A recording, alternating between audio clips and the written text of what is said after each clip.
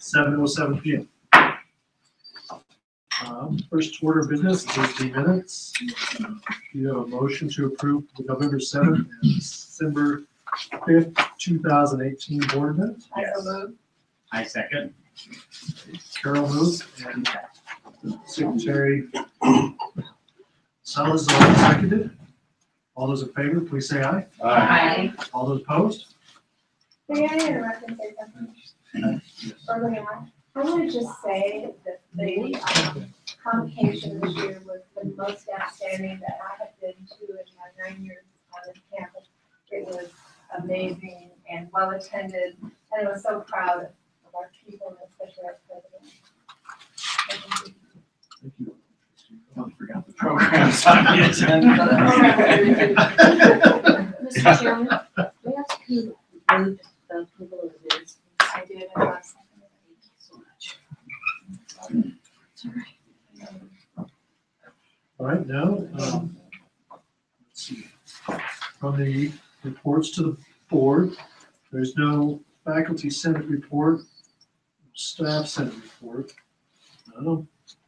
We have the instruction update from Vice President Rick Johnson.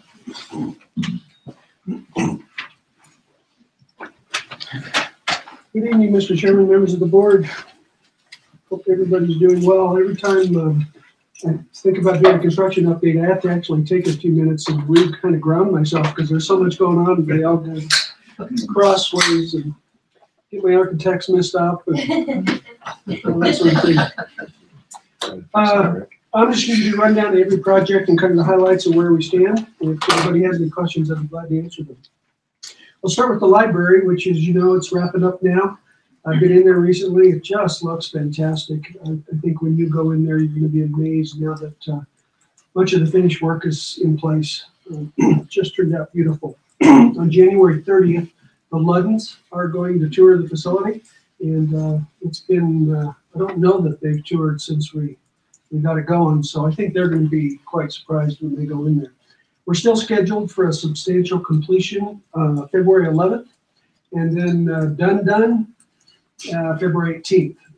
We won't be completely moved in with library staff, though, on February 18th. They're choosing to kind of move in a methodical way, a thoughtful way.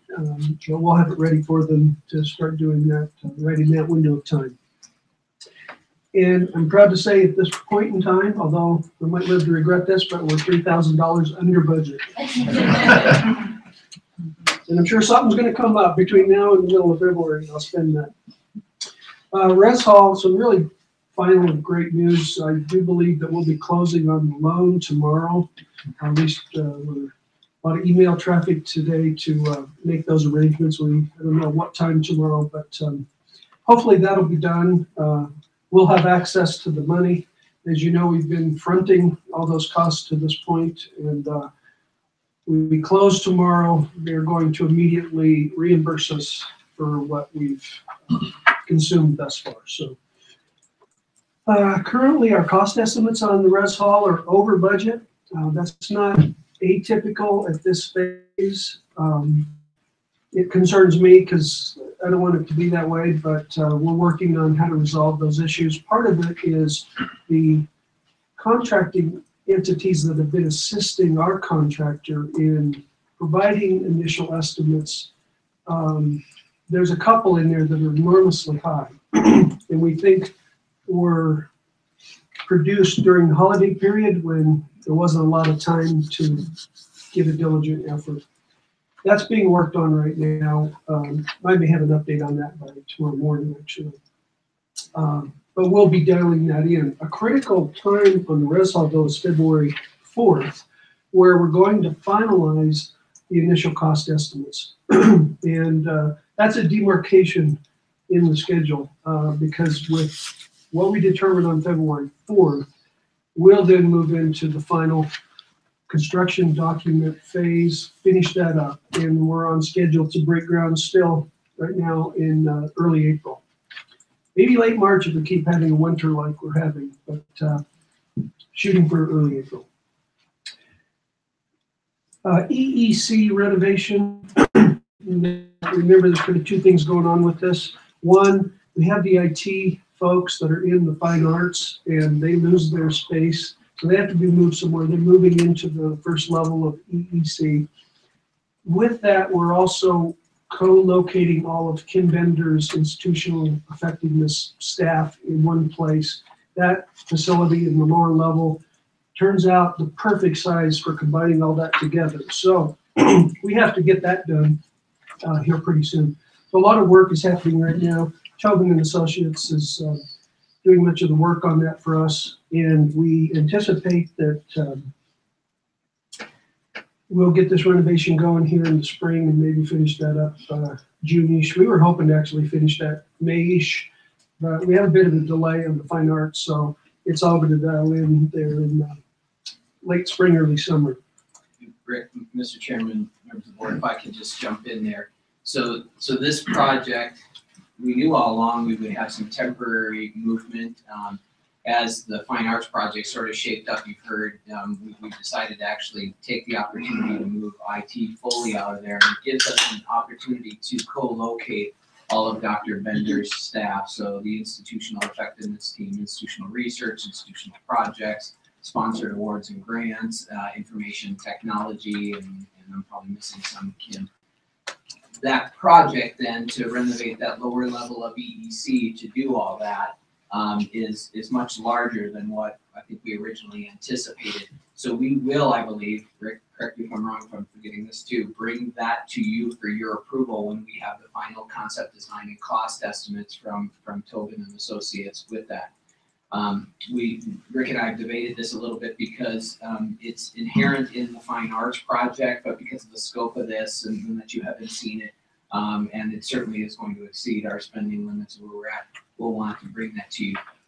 We believe there's the resources within the budget, to do this as part of the fine arts project and everything. So it's not a money issue. It's really your awareness and your approval of being able to extend that. So I imagine that as we get done with the final design, we have cost estimates and all that. We'll bring it back to you just to make sure it's on the record that you approve of the project as well.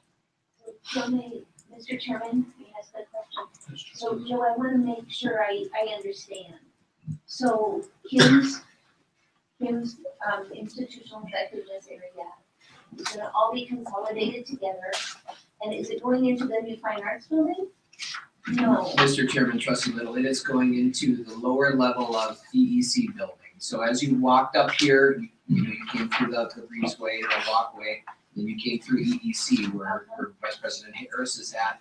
The lower level of that is what will be remodeled and will house the entirety of the institutional effectiveness group. And without going back into it, you recall we did some initial design planning for a renovation of this building originally, and as you recall, that came in at like $4 million, and we said it's just not a priority, we can't do that. But there's still been an interest in actually consolidating institutional effectiveness and eventually doing some things with human resources. Because we had to move the entirety of IT and found an opportunity that not just to move them temporarily, but I don't know if you remember that one of the early iterations of the Fine Arts Building had IT staying in it. Yeah. We're going to move them, and we found this is an opportunity for us to co-locate, which actually frees up more of that space in the Fine Arts Building for those programs that we want to have housed in there. So it's somewhat serendipitous that we are able to do it. But because of the scope of that, and you haven't formally approved of significant remodel of EEC, we'll want to bring that back to you just for your approval. Now, pending timeline, and I think that'll be our biggest question, Rick, because we need to get that done this spring. That may be something you can possibly see at your retreat on February 1st, or perhaps I may ask you to consider a special meeting, just because we have to get that project done so we can have everybody move so we can actually start on the Fine Arts project. It's an interesting domino. Am I close there, Rick? You are. Two things. One, you may not be aware of, but I've been having discussions with all the parties involved that because we've got the Fine Arts project needing to start and get people out and EEC renovated, that there might be a little window of time, maybe let's call it a month, where perhaps the IT folks need to work or office from somewhere else on campus. So we've actually talked about solutions there. We found a variety of them. There's a lot of great solutions in there. And so if this doesn't dial in real well, we have a backup. And the only other thing I'd add there, Joe, so in the bridge financing for the Fine Arts project, which I'll get to next, we have built into that some cost recovery for the EEC renovation. Tobin and Associates is still working on costs in that, but I think we'll also be needing to tap into $1 million fund balance just because this renovation is significant. So, but more to follow on that. We're not even that too far down the road. Okay, Fine Arts. Reminder, I always want to remind you, this project's run by the State Construction Management Division. It's not run by us like the Res Hall. And so they kind of control the pace and make the arrangements and this sort of thing. I believe at the last board meeting we talked about this. We have now revalidated the schematic design for the Fine Arts. You may recall in the level 2 report with that planning process, we end up with a schematic. We actually took the time to put that back on the table with the stakeholders and reassess it and make sure that what we did a year and a half ago still makes sense now. So we've completed that. Minor tweaks, nothing significant. Have to make it a little adjustment with the auditorium now because we have the library.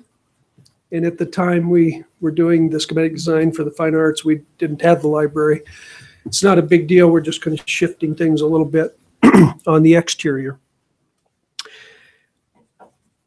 Tomorrow, the proposals from contractors interested in being the construction manager at risk for this project are due. I'll learn those results on Friday. And the meeting's set up with CMD, Construction Management Division. And then next week, and perhaps into the following week, we'll finish evaluating and then select the construction manager at risk for the Fine Arts building. So that's going to be a milestone step in that process. Then some real work can get done with the architect, who is Semple Brown, you may recall, and the CMAR that we choose, working together in the design development phase to fine tune what this is going to look like, get the cost estimates worked up, and then move to construction documents. So I would say we found ourselves at about a month delay on the Fine Arts, and that's largely due to this. We thought we were going to be running it, the state is running it, and so they had to do all the contracts and everything. So I'd say we lost a month there. So that actually helps us with this EEC piece. So we'll see how that rolls out. More to follow there. If I were to make a prediction today, I'd say we start the Fine Arts project perhaps in June, maybe early July.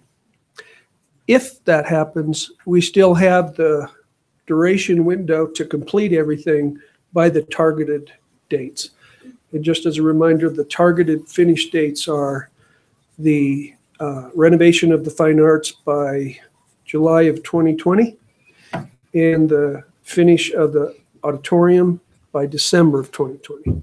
I don't see anything right now complicating those end dates. It's more our start dates. Last piece on the Fine Arts is our bridge financing. Just to remind everybody, we had our mill levy election in November, and we don't start receiving those revenues until this coming September. So we're going to be generating a fair amount of cost between now and then. So we need bridge financing to pay the bills and wait for our revenue to come in. We had RFPs on the street. I may have reported on this before. We've evaluated them. We've narrowed it down to 2. We haven't awarded yet, as we're in negotiations with 1 at the moment. And once that's complete, then we'll award that bid and lock in our bridge financing. So I hope that we maybe get that in place here in the next week or 2. ACC, just remember, we got the classroom expansion over there. We're on track for a mid-May or 3rd week in May start. Nothing's changed there, and still targeting finishing by the end of August, although I keep seeing things that cause me to think we may have to slide that into early September, but we'll see how it goes. And then lastly, the new facade for the business and technology building. That's later on your agenda. Tobin and Associates are here with us tonight. They're going to walk you through this, so I won't touch on that project. But I think that covers all the major projects in play. Thank you, Vice President Johnson. Welcome. Any questions? I don't have any. Yes, I do have a question. Not of you, Rick. It's more of our president. So with Dr. Bender leaving your office suite, what's the proposed use of that office? Mr. Chairman, Trustee Erickson, at this point, none. I don't think we've actually considered what a backfill option would be for that office at this point. So you're open for suggestions. Okay. Mr. Chairman, Trustee Erickson, yes, and I just got where you were going with that, so we could have a conversation. Any more questions of value? I'll have an opportunity, Mr. Chair. Bad idea.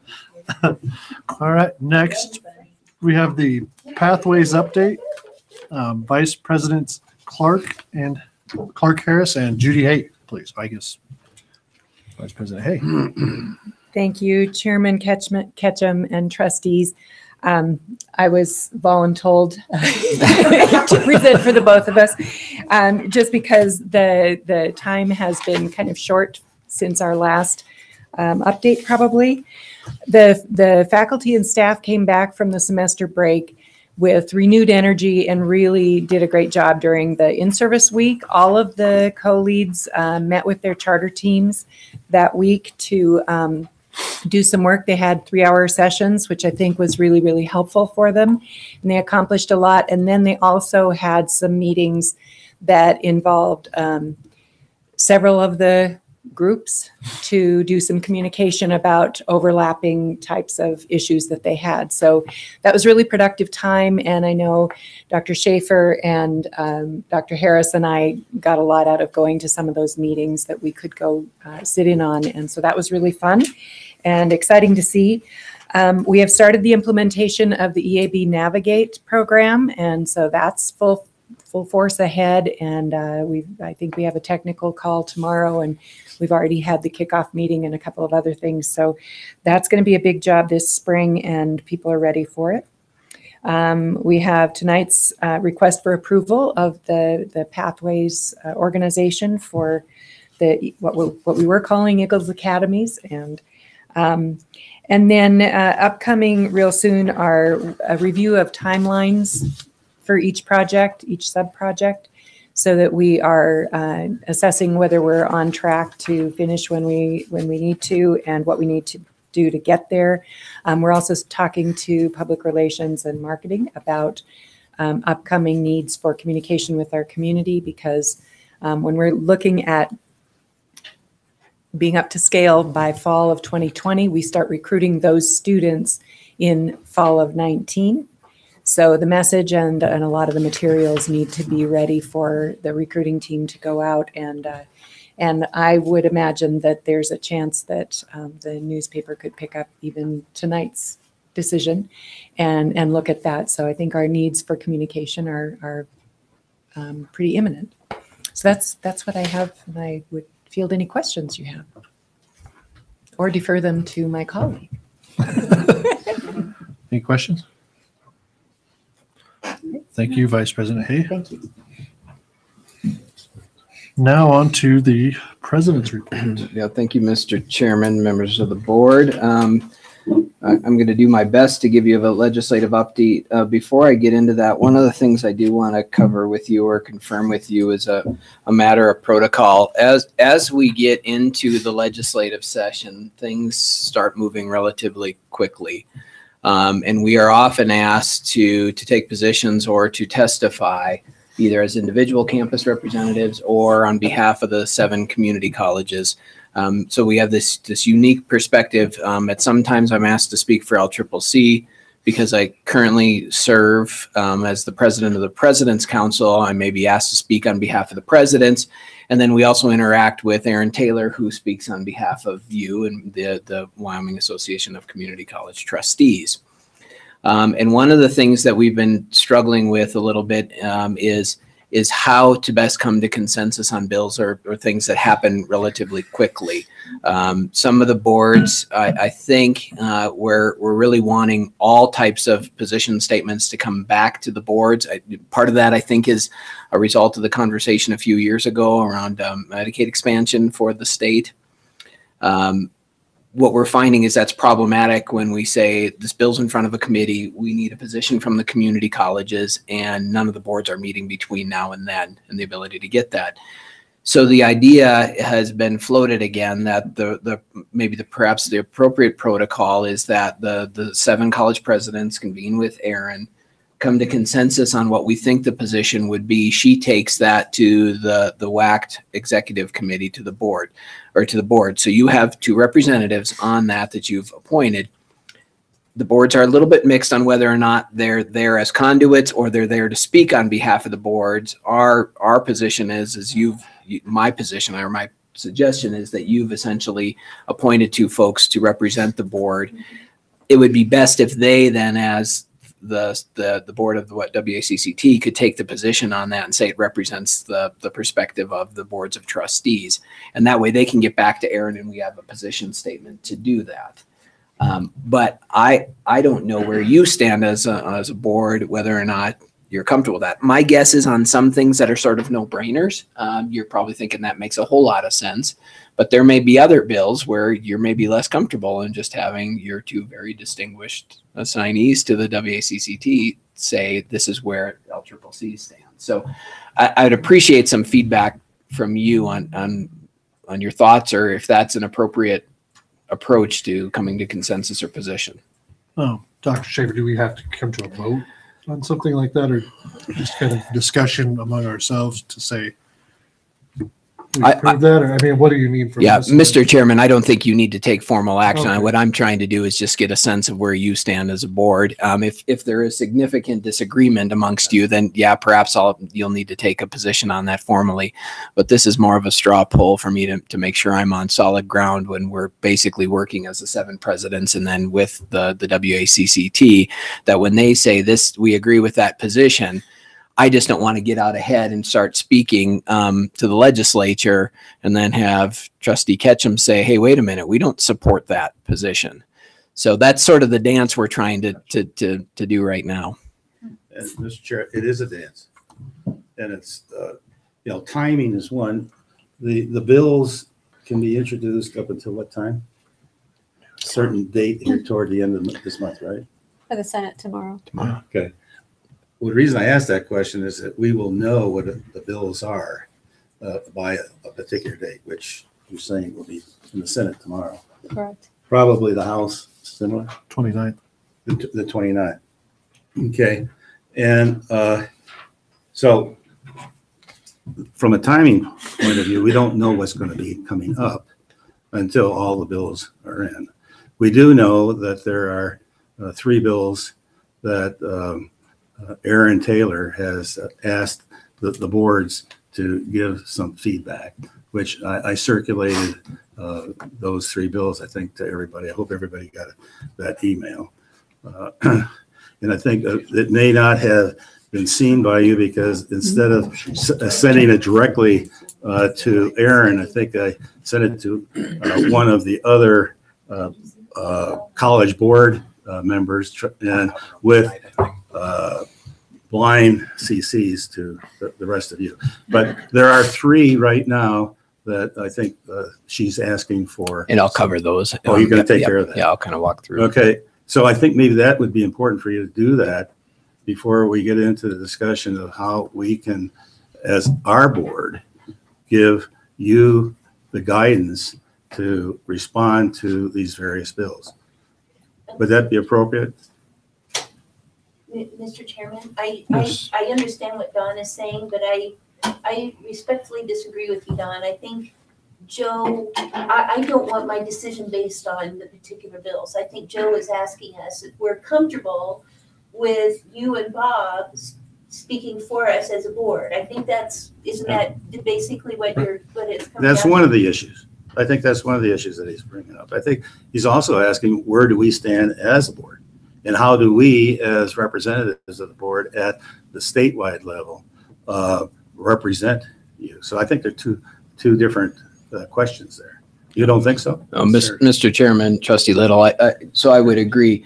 What I'm trying to get a sense of is when we come to an agreement or a consensus of 7 presidents and it kicks to the WACCT, is your position as a board that your representatives on that board are speaking for the LCCC board when they say we will vote to take a position on Bill X or Amendment Y or whatever with that. And there may be some that WACCT says this is too big, we can't do it. We want each board to take position on it. I could see that, but that's really what I'm trying to get at. Or do I need to figure out a mechanism to engage all of you when there's significant legislation that comes up?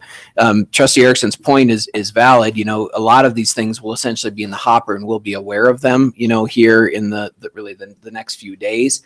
Honestly, the bills aren't what concern me. It's when the amendments start flying and whether or not we're comfortable with amendments or not, you know, as we go through, you know. So for example, and using the House bill, I don't remember what it is, the 183, the repeal of the gun-free zones, amendments fly and they amend that completely to say only concealed carry permit holders.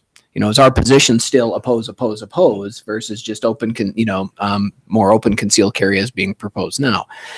Those are the types of things where when that amendment hits and they say, where do the colleges stand? Oftentimes we're going to have to move quickly with that. And that's just my concern. I don't know that we can go back to the full boards and say, okay, now you vote to take a specific position on this amendment.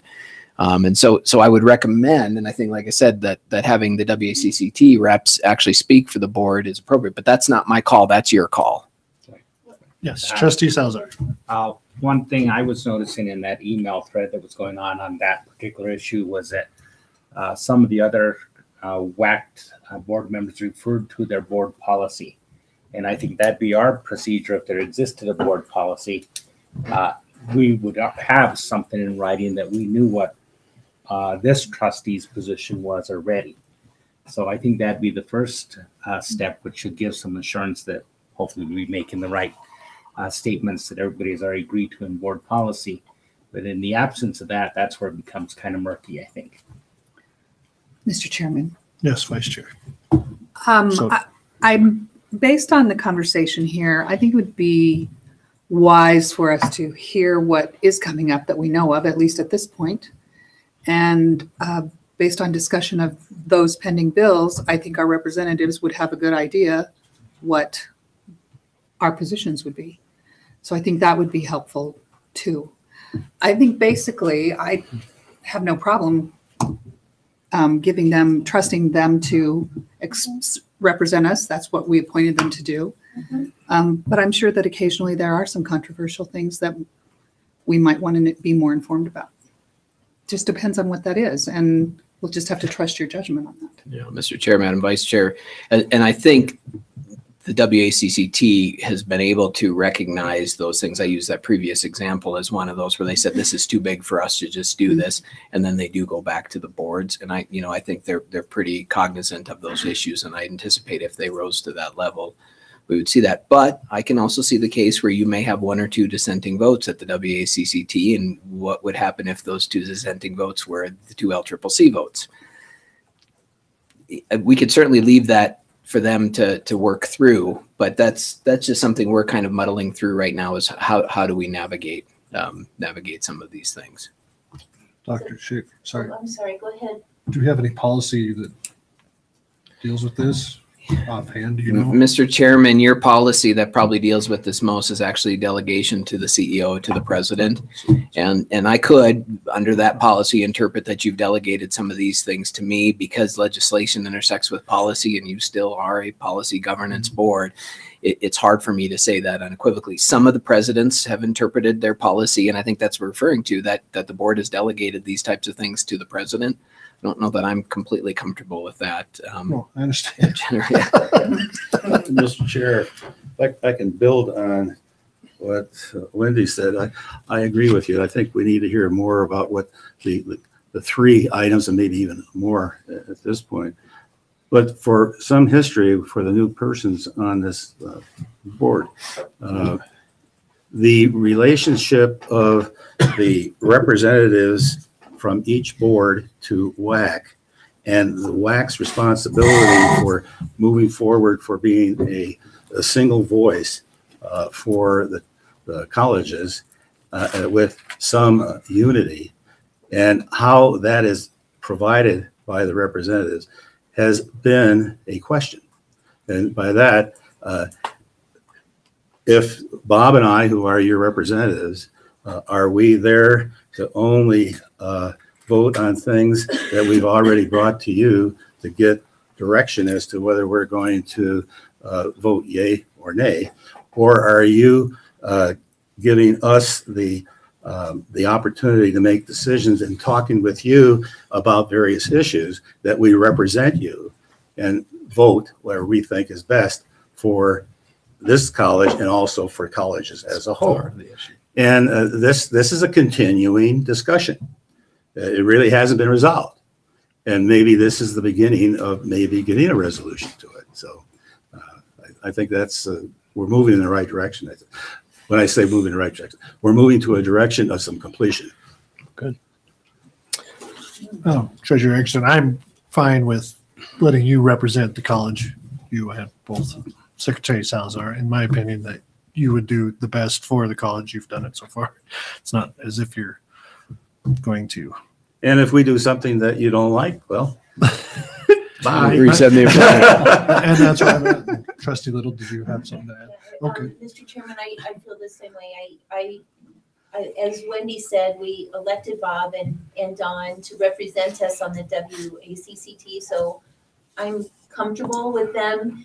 If there's a fast decision that needs to be made, I'm comfortable with them speaking for us as board members. I think both of them too instinctively would know when there's an issue that has come up, that comes up where they say, we think this probably needs to go to the rest of the board. So I would hate to not have action taken when it needs to be taken because we did not give them the authority to speak for us. Trustee Merrill? I agree as well. Okay, well, with that, Mr. Chairman, so we'll put that to test. And let me. We're going to get an A. Let me cover. First, I'll try to address the three bills that I believe Trustee Erickson was referring to and kind of go through those. I say three, but I think there are actually four because there are two that'll be mirror bills that'll go through. So let me start with the repeal of the gun-free zones bills. So Senate File 75, do I have that right, Senator Nethercott? Yes, I do. Actually was in Senate Judiciary this morning. That is the bill that would essentially, again, repeal gun-free zones. It does a few other things, such as very narrowly defining what the state is in terms of who could actually set restrictions on the constitutional right to carry a firearm, concealed carry a firearm as well.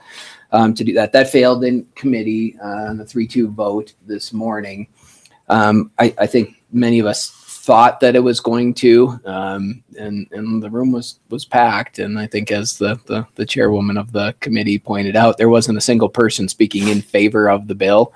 To do that, some of that I think is on purpose. House Bill 183 is essentially a mirror bill, although it's been amended to actually get ahead of some of the challenges I think folks pointed out in Senate File 75.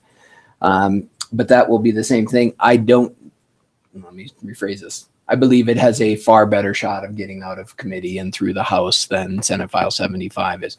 So that's the first bill. The WACCT has taken a very similar position to what we've done in the past, which is to oppose that and really to focus on the constitutional perspective. So I did testify this morning in opposition, tried my best to be brief at the tail end of a long amount of testimony. And my position, based on my representation of the 7 presidents and hopefully on WACCT, was it's a constitutional issue. While we're not experts in that, we believe that there are times in which parameters or sideboards need to be put on constitutional rights. The determination of those should be done by the people that are governing closest to the folks that they're influencing, and in that case, the Board of Trustees. So we continue to oppose and say this is a local control issue, and it's your determination on what, if any, types of sideboards you put on the right to conceal carry or carry firearms on campus. And so that is our position, and I believe that will continue to be our position. And I think that's consistent with where the WACCT has been and the boards have been in the past. Mr. Chair, can I add to that? Yes, that is consistent with WACCT. And we have consistently, as a board, have gone on record that we're opposed to guns on campus. And there's a continuing pressure in the legislature to move this forward. And if it fails again this year, which we hope it will, it'll come back again. It'll come back again. And it's not going to go away as long as there's a couple of legislators that are still in the legislature. I didn't looking at you for that. I'm looking at you because you're a legislator, okay? So I think that's the main point. We are continuing to be opposed as a group and as at the state level, and all the other colleges have indicated the same thing. And Aaron Taylor has asked to have that confirmed, which I believe we're doing tonight on that. Yes. Yes. Great, thank you. Mr. Chairman, members of the board, the second one that they were interested in was Senate File 43. They get confusing. There is a bunch of Hathaway related bills, everything from allowing Hathaway to be used for out-of-state students on a limited basis to actually setting a sunset for the Hathaway and a comprehensive review of the program.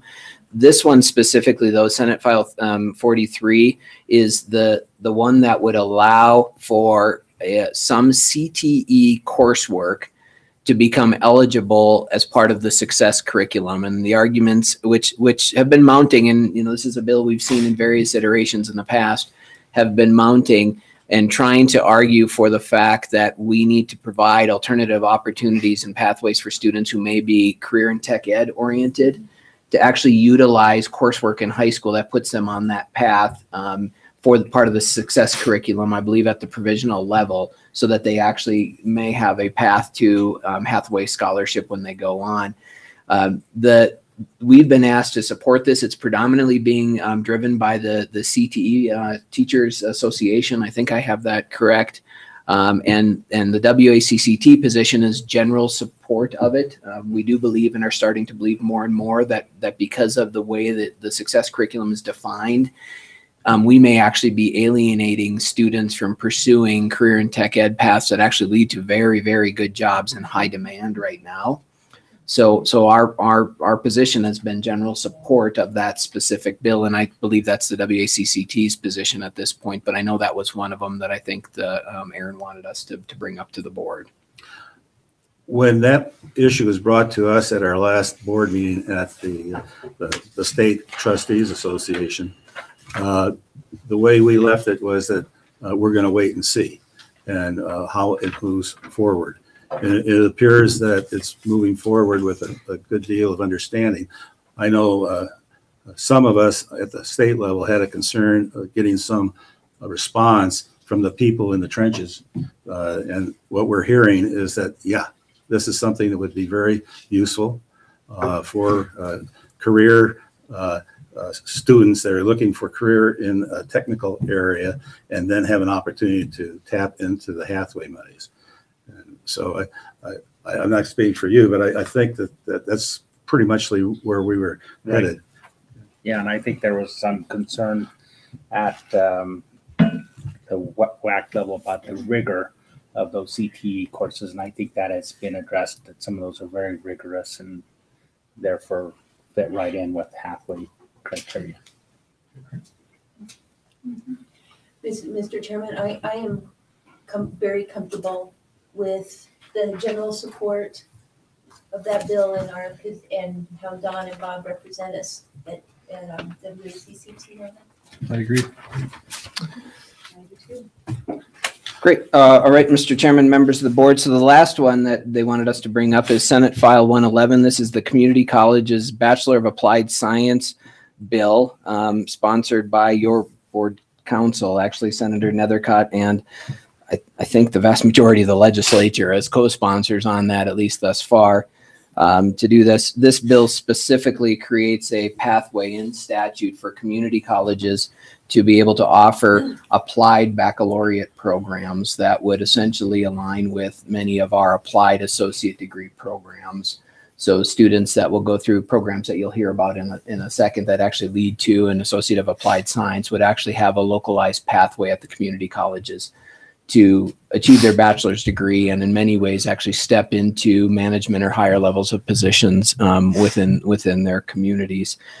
You've probably picked up in the press that there's sort of two pieces pushing this locally, and I'm certainly not going to speak for Senator Nethercott on this, but locally, this is one of the 8 strategies of the Forward Greater Cheyenne initiative that rolled out last week. You probably picked some of that up in the press. The recommendation really emerges from a portion of the study that really identified sort of, I call it the best of times and worst of times, where Laramie County has done so exceptionally well with educational attainment to the associate's degree level. In fact, I think we're 14th out of the 382 metropolitan statistical areas that are measured for associate's degree. But for bachelor's degrees, we drop clear to the bottom. And more concerning as well, other communities are actually increasing the rate of baccalaureate attainment. Laramie County has actually been decreasing it. One of the first factors that site selectors look at in a community when they're looking at bringing jobs there, especially ones that you would fall in professional, scientific, technical services, is educational attainment. They have these data, and so we may be written off as a community of interest even before they get there to do that. And so you've got the Forward Greater Cheyenne piece saying these things need to happen. There are some other communities. I'm aware that Casper, and I believe their economic development group, CADA, Casper Area Development Authority, I think is very, very interested in this as well. And the tribal councils on the Wind River Reservation, I believe, are also pushing. So there's some broader issues that circulate then. Now, the flip side of that, you probably caught in the press, is that the university is essentially coming out and saying, no way, we can't have this. I don't want to speak for the university, although I've had opportunity to chat with various folks, including President Nichols, and their concern, and I would say it's legitimate, is this opens the door to massive mission creep. I don't know that they could argue, and I don't know that they would, that they're necessarily positioned better or are more interested in delivering these types of programs. But their concern is this just the beginning of a slippery slope where we end up with 8 four-year institutions in the state of Wyoming? And I think that's a concern that's worth looking at. Senate File 111, I think, does a nice job of very narrowly tailoring what would be within our lane. But it is a concern, and I think it's one of those things that have come up as, you know, the other 24 states in the nation that have done this have really had to kind of grapple through. So I certainly have my opinion on it. I know some of the trustees know where that is, but I serve at the privilege of the board, and this is one of those things. It's before Senate Education on Friday morning, and I have no doubt there'll be a lot of community members there supporting this. But thus far, I'm trying to do the best I can to just kind of stay out of that and not vocally represent LCCC, because I don't know where you stand. The general position, I think, of WACCT is to support the legislation. Actually surprised some of the boards that have actually said, no, we really support this.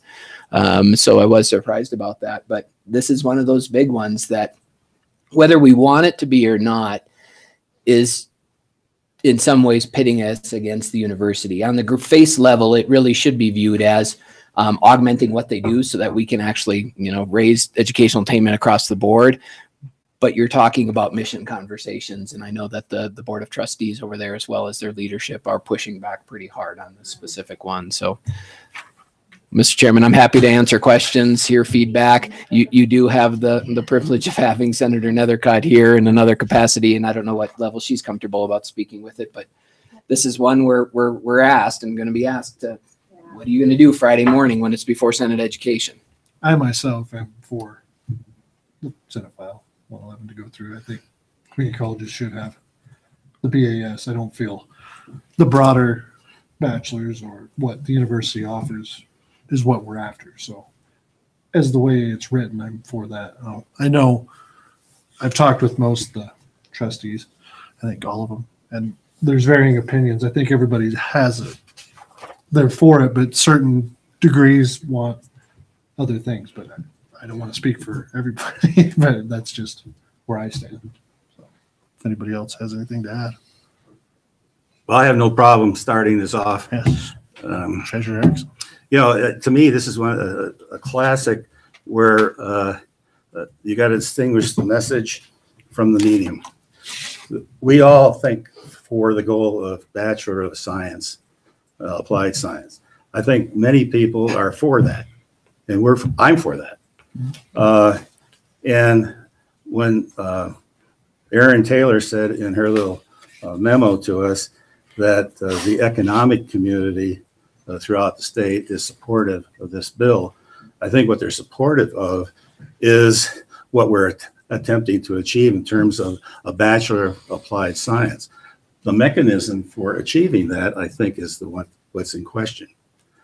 And I particularly have spoken on this with our president more than once over the years, and there was no doubt in my mind that the university would be in opposition. But I think at this point we have the university's attention. And they're definitely responding and pushing back. And I would hope that however this goes forward, that we'll have an opportunity to work with the university to have them work with our colleges to confer the BAS by the university, but that the students are at our respective colleges. I think a real can of worms in this whole thing is in the bill. And I wish we were in a different environment so we could have a conversation about this with our legal counsel. But it opens up a can of worms as to what the Community College Commission is going to be doing in approving these Bachelor of Science, Applied Science degrees, because it's stated in the bill that that would be a function of the Community College Commission. So it would expand our community college mission throughout this state from leading to certificates and associate degrees to a Bachelor of Applied Science. To me, that creates some concern, which I've expressed a number of times. Dr. Joe mentioned that there are some 23, I think it's 23 states that have worked out some way to provide the Bachelor of Science, Applied Science degree. Arizona is one that has not. Arizona has worked out a different arrangement with all the various universities where the degrees are conferred by the universities rather than by the college. This discussion that we're having right now, or the comments I'm making right now, is unfortunately a little bit premature because at our retreat, we were going to spend some real time getting into this. And as I said earlier with Dr. Joe, I'm very willing to keep my mind open as to the possibilities of how we can achieve BAS in the state of Wyoming. But I would hope that we'd be very sensitive to the culture and the history of our one university in the state of Wyoming and the growth of the colleges. Dr. Joe mentioned mission creep. What that means is the concern that the colleges would no longer be focusing their mission on the career and the certificates and the associate degrees and start expanding more and more, as was implied earlier by Dr. Joe's comments. So I would hope that we would wait. I know you're going to be asked to move on this and make some statements on this on Friday, but there's a lot to this. There's a lot of implications, a lot of consequences, unintended consequences, and I'm not all sure what they all are. So I'm reluctant to say go forward on Senate File 111 for the comments that I've made. Thank you. Mr. Chair. Trustee Thompson. Thank you. It's very, very interesting to hear that. And I was wondering if Tara, if you have any insight that you can talk to us about and what your thoughts are and why the university is pushing back and be a little bit more us. Mr. Chair, Yes. I certainly can. To some extent, I mean, I think it's important to recognize that the newspaper article that you saw was not journalism at its finest. It was put together pretty poorly, actually. As you may have noticed, they didn't reach out to me for comment as a sponsor of the bill, and in fact, didn't have any kind of communication or report from any of the sponsors of the bill. And so it's very important to have that understanding. So even the headline of the bill or of the story was incorrect, and that they assert that it's just straight bachelor's degrees, right? And it's not. It's a bachelor's of applied science degree. So as Dr. Schaefer pointed out, it is narrowly tailored in scope, I think, to leverage what the community college mission really is, to provide that next level of education in our communities where our community colleges are located, based on the needs we're hearing from our communities. Not interestingly, this is not being driven by the community colleges themselves, but rather the communities where these colleges are housed, are located. How do we know that, and what are the facts supporting that this particular session? Dr. Schaefer has already discussed with you the expansion of Hathaway for the career and technical education component. So we know that there's strong support for that there. There's additional legislation underway that really dovetails into Senate File 111 pretty well. Wyoming Works program, recognizing the need to provide additional funding for these types of education in our community colleges, interestingly enough. And again, I think from my perspective, it's very important to recognize this is not being driven by higher ed itself, but is coming organically from the communities across our state, including Cheyenne and Laramie County. When I saw the 8 initiatives come out of the Forward Greater Cheyenne, I have to admit to you, I was really surprised to see this issue being a top priority. I really was excited to see it and excited to see our community value that. But this is happening very organically. That's very important.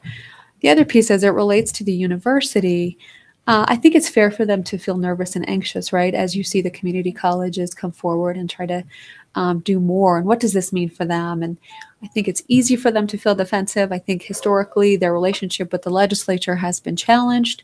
Everyone's budgets have been cut, and theirs particularly has been cut greatly. And so there's kind of a defensive posture, I think, automatically occurring as a result of that recent history. I also think there's concern over mission creep, as Dr. Schaefer, I think, accurately pointed out. But one thing I want to make sure is clear is that the bill does not preclude the University of Wyoming from providing BAS degrees in these communities. So they're still able to do that moving forward. And I hope they do, right? Because what the goal here is to provide these educational opportunities in the communities. But it also allows the community colleges, through the commission, through the boards, who are a little more nimble, a little more flexible, whose revenue generation is a little more closer to the people, to be able to provide those educational opportunities that are more responsive to industry and based on those community needs, rather than, I think, working with the larger institution that the University of Wyoming is. From a legislative perspective, I'm very excited to see the University of Wyoming grow. From a personal perspective, I have 3 degrees from that institution. I'm very proud of UW. I am a proud cowboy. It's nothing against the University of Wyoming. It really is to enable our community colleges to take it to the next level. And clearly we've indicated we can do that by our successes that Dr. Schaefer's pointed out. I think the challenge has been the newspaper pitted us out against each other quickly before talking really with either of us. The quotes provided by Dr. Nichols were provided at the Appropriations Committee meeting, not necessarily in direct response to the bill. Since that time, I have learned that they're going to come out in opposition to the bill, and I think that's okay.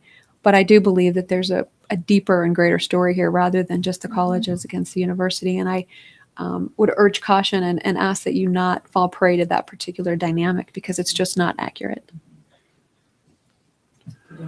Thank you. Mr. Chairman, I Trustee Little. was at the launch of Forward Cheyenne, And I agree with what Tara has said, that when they said expand LCCC as one of their 8 goals, I was pleasantly surprised. I think her point is well taken, that this direction has come from groups like Forward Cheyenne, not from us saying we want to be the University of Wyoming, but from a group of community members who say, if we want to grow economically, this is one of the things that we need. We are a community college. We represent this community. And if our community is telling us that we need to move forward and we need to be able to confer bachelors of applied science, I feel very comfortable being for that. I understand what Dawn is saying too, but some of that concern on my part was alleviated by Tara saying they can bring bachelor's degrees here if they want to. I think we could probably work with the University of Wyoming so that everybody has the same understanding of what this is all about. So that's my position. I'm for it. Okay. Anybody else? Mr. Chairman, Vice I'd like Chair to hear Soto. if Joe has anything more to say about this. You said you have your own opinion. For the record. Thank you, Mr. Chairman, Madam Vice Chair. I was actually was hoping that we'd have time at your retreat to actually go through, as you can imagine, as that initiative in Forward Greater Cheyenne launched, they've tapped us, and Dr. Harris and I have been involved with some of these conversations. Your chairman is actually on that strategy subcommittee. With that, I do think it's unfortunate, as Senator Nethercott pointed out, that this is being pitted as a UW versus the colleges thing. The reality of it is that mathematically, for us to even come close to competing with our neighboring states on educational attainment, the 7 colleges could go full bore baccalaureate and the university could ramp up its production, and I still don't think we could get there. And so that's a concerning issue to me, that we lag so far behind in the nation in terms of baccalaureate attainment. We do well in middle skills attainment. The associate degree, I mean, we rank like 3rd in the nation for the percent of our adult population with some college or an associate's degree. The challenge is our economy and our jobs reflect that. And you can see that here in Laramie County right now. We have a lot of good paying semi-skilled middle skills jobs, and we've created a lot of opportunity on sort of a horizontal plane. The problem is we want vertical distribution of good paying jobs as well, so people can actually move into those types of positions. Those are incredibly contingent, more and more so I'd say in the future, on baccalaureate attainment. And so when we look at, okay, what are the best ways to get there? It really has to be everybody doing all they can. And I still worry that without significant recruitment of baccalaureate educated individuals into the state, we're not going to get there. And I'll just share a couple of statistics that really hit home for me. So right now Wyoming ranks 48th in the nation for the number of baccalaureate degrees produced per 1,000 residents. We're only ahead of Nevada and Alaska. With that, we produce about 22,000 roughly per year to do that. For us to get the national average, we'd have to at least double that. So 4,000 per year. For us to be competitive with Nebraska and Utah, we'd have to triple that and be up closer to 8,000 graduates per year. If you look at just the university's production,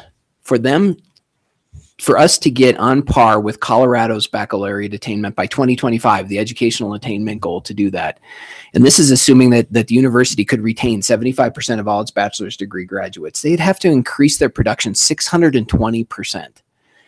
Mathematically, it is just not possible. And so I think what's concerning me more, instead of saying, how do we all find our lane that best fits with what we do and do that well? Now, all of a sudden, there's great interest in applied baccalaureates because we're interested in this. My position is we need the university to double down on the things that only they can do. Bachelors of Science, Bachelors of Arts, graduate coursework, research, commercialization, patent generation. That's where we want the effort. And so the downside of this whole thing is we're actually distracting, I think, the university from doing what really the state needs them to do.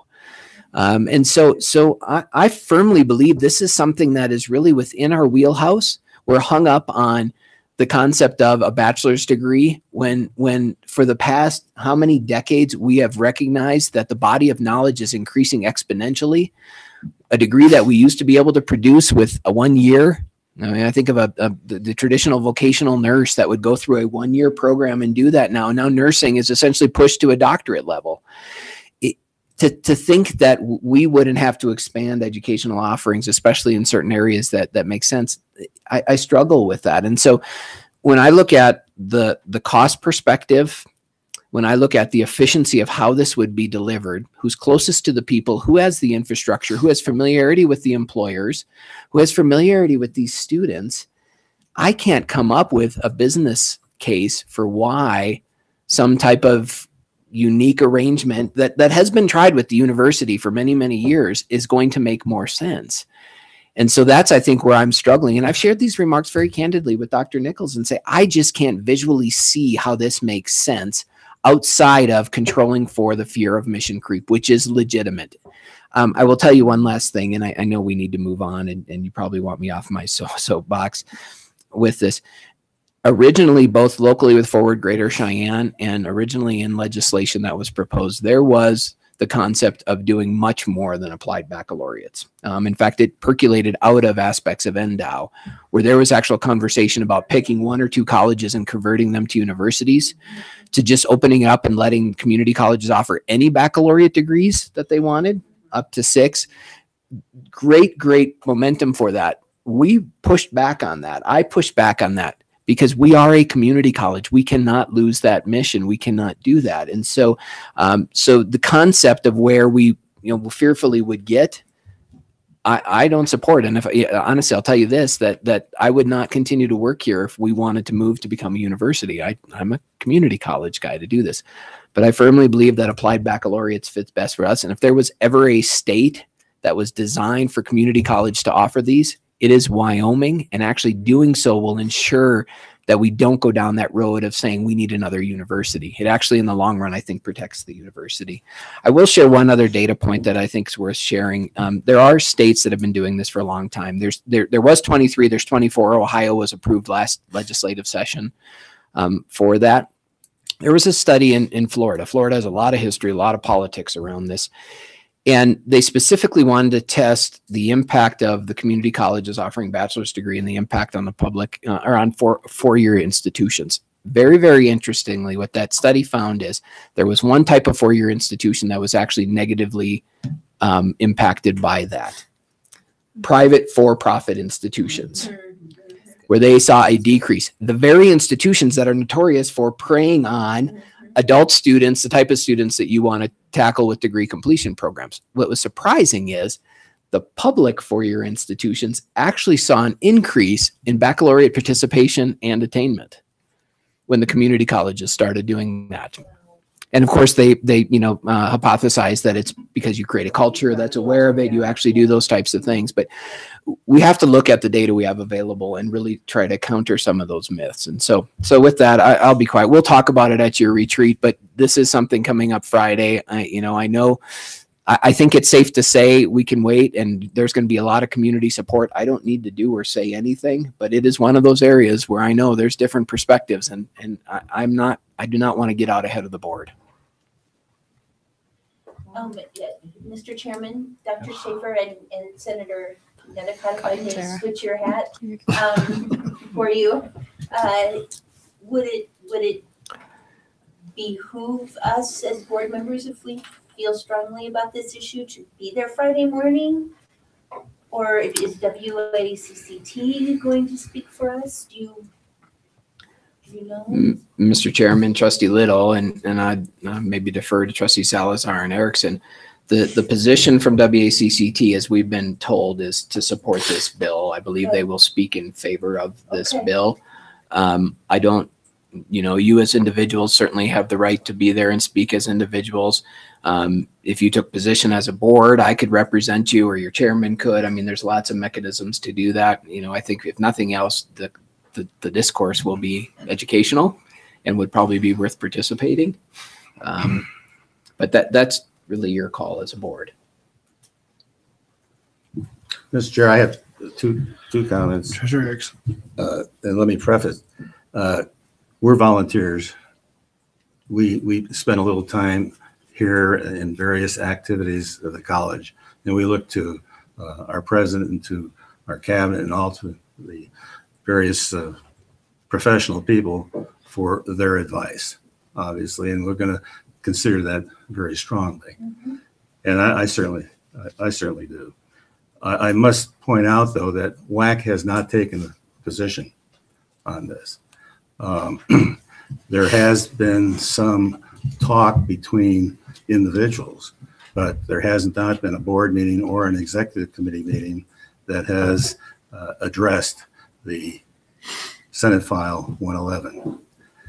And I think that's why maybe Aaron Taylor was a little bit nervous as to how she's going forward and what she's saying, because there hasn't been a formal declaration by the state board on this. I've spoken as to my concerns about this particular bill, and it's not concerns about the goal of providing a Bachelor of Applied Science, because the economic community is pushing for that. The Forward Greater Cheyenne is pushing for that. The WIDA people are pushing for that. I'm not at all sure they are pushing for specifically the colleges to provide that. I think that to me, I think is still left somewhat vague. I would be, if I were a legislator and I had the capability of providing an amendment, I would want to amend the bill so it has language that directs the Community College Commission and the University of Wyoming to get together and to put together a system for a Bachelor of Applied Science. To me, I think that would be an appropriate pathway to achieve this goal that we all have. I don't think I have anything more to say on that, but I, as an individual at this point, am not able to say that I am in support of the bill as it is currently written.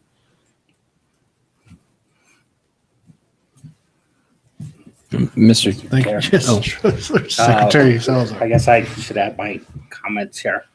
I was glad to hear the idea that it was organic and came from the community. I like the idea to use a catchphrase, think globally, act locally. And that's kind of what's happening with this idea. I don't really have any concern about the idea of a Bachelor of Applied Science within some constrained area. I think we had talked about it possibly in area of nursing at one time. That's what I'm recalling. And I think that'd be definitely a need that we could see right in this community, and other communities might have other needs where they could pick and choose. And this nimbleness is important, not because we're having this competition with UW, but because we want to serve our students within our community. I think it should be our perspective. Now, my concern would be, is there money coming with this? Because there's going to be some kind of a cost associated with having to do this. And that so far, I haven't read in detail any of the bills, but if that's going to be up there at the WCC, the commission is handling that funding, that'd be some concern of how it works out. I don't think I'd want it to be an unfunded mandate, like you must do this, but there's no money to do it. So that'd be my concern, and trying to understand that. So I wouldn't be in opposition, but I'd want to make sure that there was enough money to make sure it could be accomplished. Secretary Salazar, from the discussions we've had, it won't be a big impact fiscally on the college based upon the curriculum and things that we're doing. Correct, Dr. Schaefer? Mr. Chairman, Trustee Salazar. Well, to your point, there is no appropriation for these, but there is no requirement that colleges actually stand up these programs. Depending on how they're designed, I think with the ones that have been explored locally for Cheyenne, we have faculty on staff that could teach a significant component of those as well, and actually have some private funds that may help us launch programs to do that. But to your point, no, there is no state appropriation. The only money we would see is when we go through the recalibration if enrollment increased as a result of those programs. Mr. Chairman, I would ask, I think, Bob and Don, this question. If WACCT has not taken a position, and if we don't have a consensus agreement as board members, is it appropriate then for us as individual board members wearing our badge to go to this meeting and give our opinion as an individual trustee? Or is it more appropriate for us to, we need to speak as one, don't we? Yeah. Mr. Chairman, Trustee Little, I would caution you about representing yourselves individually. It is certainly fair for you to testify and say you're a member of the board, but you need to qualify that you're not speaking for the board, I think, when you do those types of things. And that's what I would have in mind, that I'm not speaking for the board, I'm just speaking for myself. If we wanted to do that, but maybe then it's, I don't know, but I don't know what I want to say. Mr. Chairman, Vice Chair Soto. maybe it would be appropriate for us to take a vote and see what our consensus is on this bill, at least at this point, so that our representatives on the WAC board and you know how the majority of us feel about this. Well, Mr. Chairman, Madam Vice Chair, that's certainly your prerogative to do so. Without that, I will sit in the audience and smile and I mean. I think Wendy's idea is a good one. Is there a Well, motion? I would make a motion that, let's see, how do we want to say this? That we approve representation on the WACD board and for Dr. Schaefer. And my position is that we support Senate File 111. I second that motion. It has been moved by Vice Chair Soto and seconded by Trustee Little. May I ask for clarification on this? Yes. Is your motion to endorse the language as currently in the bill? Yes. Okay, so from what I understand, the motion is to approve Senate File 111 and also give the WACT candidates their permission to act on behalf of the LCCC Board of Trustees as the bill is written. Can I ask for clarification? And I'm sorry, and for Dr. Schaefer. Oh, yes. Essentially, the motion is that we will support, we as a board support Senate File 111 as it's written.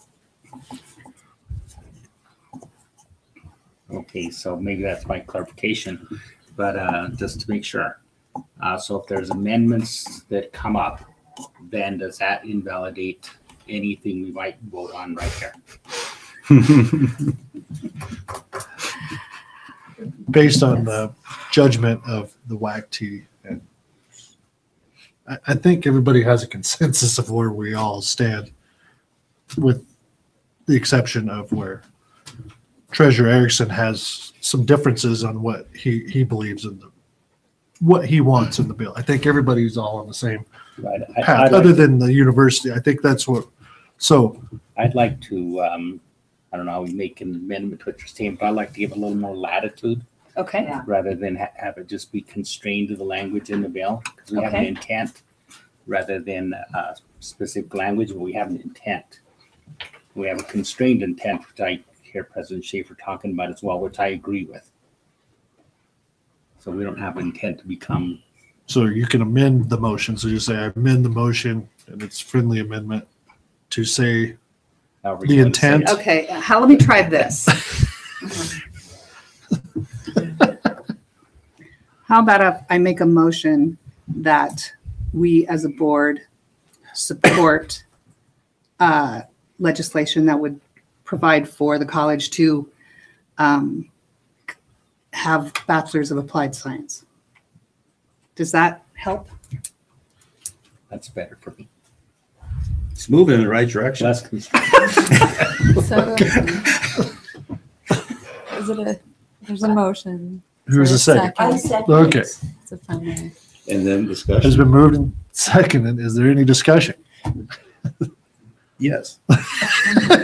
Because the intent that I see here is that we have a consensus that a Bachelor of Applied Science is a goal. And I happen to be one, I guess, of some, maybe there's others that we haven't had a vote on, that think that there's a different approach to achieving that than this current bill. But with the clarification of Wendy on there that we are behind the intent of the Bachelor of Applied Science, and it's currently saying through the community colleges with the Community College Commission. It's moving in the right direction, in my opinion. Yes. Okay, any more discussion? Yeah, Mr. Chairman, so Trustee Little. in my second, I support the concept of community colleges being able to confer bachelors of applied science degrees within the community college structure. That's your motion? That's what I had in mind. Okay. Good one. Yeah, that's my Like, I motion. don't, Okay. Yes. Call for the question. All right. All those in favor, please say aye. Aye. All those opposed? Abstain. May I? Motion passed. And may I express why I'm abstaining? Yes, Treasurer. Because I don't like the idea of us being pitted against the university and the university pitted against us. Thank you. Well, thank you, Mr. Chairman, members of the board. These types of changes and these types of conversations are sensitive ones, and we need to get into it. What I can share with you, and I believe this to be true, Dr. Nichols and I have both agreed, regardless of the outcome here, we will continue to be good partners. Our students will continue to transfer to the university. We will continue to provide them with developmental education and pathways through our Albany County campus. We both agree, regardless of this, even if we disagree on it, the state is dependent on the partnerships that exist between the community colleges and the universities. She is a wonderful leader and the right president for that university. She has a lot of work in front of her. And you know, if I could echo Trustee Erickson's, that I agree, that's the unfortunate part of this conversation, is it somehow creates the impression that we aren't working well together. We really, really are. This is really about doing more and rethinking the way we're designed, because if we don't do that, we will continue to repeat the things we've tried over and over and over again. And in another 4 years, we'll still be dragging and lagging in the nation with that. But I would encourage any of you who have the opportunity on the record, off the record, to speak about this. This is not the colleges against the university. This is about all of us figuring out how we step up our game to do better by Wyoming. And we want a successful university as much as we want a successful LCCC. All right. That's the sponsor's position as well. Okay. This is not about UW. Thank you. A couple of other real quick legislative updates. Our poor guests are, I'm hoping our architects aren't billing us by the hour on this one. So, yeah, that's true. The one thing that Tara referenced, so a bill did pass Senate Committee of the Whole in first reading today called Wyoming Works. It's Senate File 122. It's sponsored really by Senate Appropriations, but predominantly by Senator Kinski out of Sheridan County. And this bill is very much in line with this. It's intended to do two things. It's intended to provide some funding so that community colleges can stand up programs that lead to high demand, high wage jobs in technical fields. And it provides money for grants, to need-based grants, last dollar in, to students to participate in those programs. There's a lot out there. We support this. In fact, the community colleges have been very involved with it. It is a complement to the conversation about CTE with the Hathaway, with Senate File 111, but it is about putting dollars immediately to work. And so that Senate File 111, we've supported that. It's moved fast. I'm hoping that it continues to move quickly through the Senate and gets over to the House. It will have some battles over there, I think, but really a good bill. House Bill 34, I did not get to stay for House Education today. This is Representative Henderson's bill, and it's titled Non-Resident Tuition and Fees. It took me a long time to wrap my mind around what it is that Representative Henderson is trying to do here. And I finally had the aha moment after multiple exchanges with Representative Henderson, who's a wonderful supporter of the community colleges and LCCC. I want to be on the record saying that. His interest, we already have a differential between non-resident tuition and resident tuition. Essentially, non-resident tuition is 200% of resident tuition. That's by commission policy. I was fixated on that because his bill talks about a 20% differential. What he is proposing and suggesting is that through legislation, colleges will have at least a 20% differential in non-resident versus resident fees. So right now, all of our mandatory fees are one price, regardless of your student type. You come in, you pay a student activity fee for student activities. You pay an intramural fee. You pay a building fee. You pay a technology fee. And it doesn't matter whether you're a WUI student, non-resident student, or a resident student. His proposal is suggesting that we actually have a differential on those fees as well, and you cannot go below 20%. So what that would mean is if that passed, we would actually have to increase the fees to non-residents. I'm interpreting that as WUI and non-residents, at least 20% of what we're currently charging residents. And his argument is that there's price elasticity there. Residents would still come, we're a great value, and we would generate significantly more revenue by creating that differential. So I don't know where it went in House Education. If it took me that long to get to it, I worry that other folks are going to struggle with it. But that's one that all of a sudden, when I finally got it, we want to take a look at.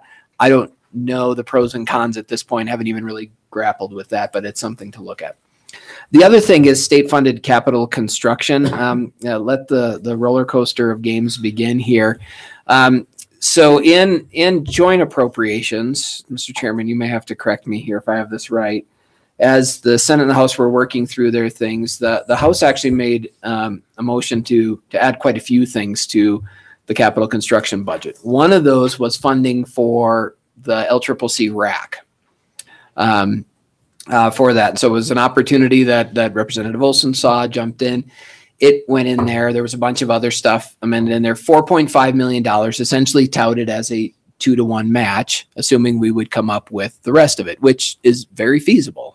In fact, I would say that with some of the good work that Vice President Johnson has done on the residence hall, depending on how we do bridge financing, with that, we could be just $2 million shy of getting that project done. It's going to take us a couple of years to get there, so we're not having a third project going on just yet.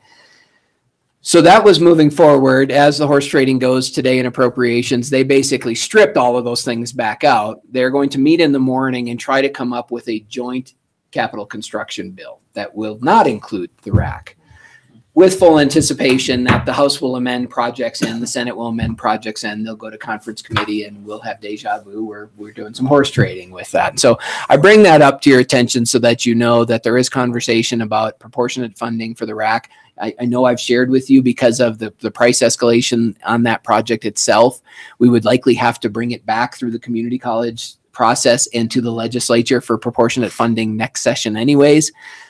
Where it'll end up, I don't know. We'll kind of have to see. My guess is it'll have some success getting amended in the House, and then in the Senate we'll amend a few things in on the Senate side, and then we'll have to see how horse trading happens in conference and what comes out of conference at the end of it. So we'll see. I'm still assuming that if there is funding in there, we continue to support that project. It is really our last major project in all of our wonderful projects that are going on, and then Joe doesn't ever have to build another building again, right?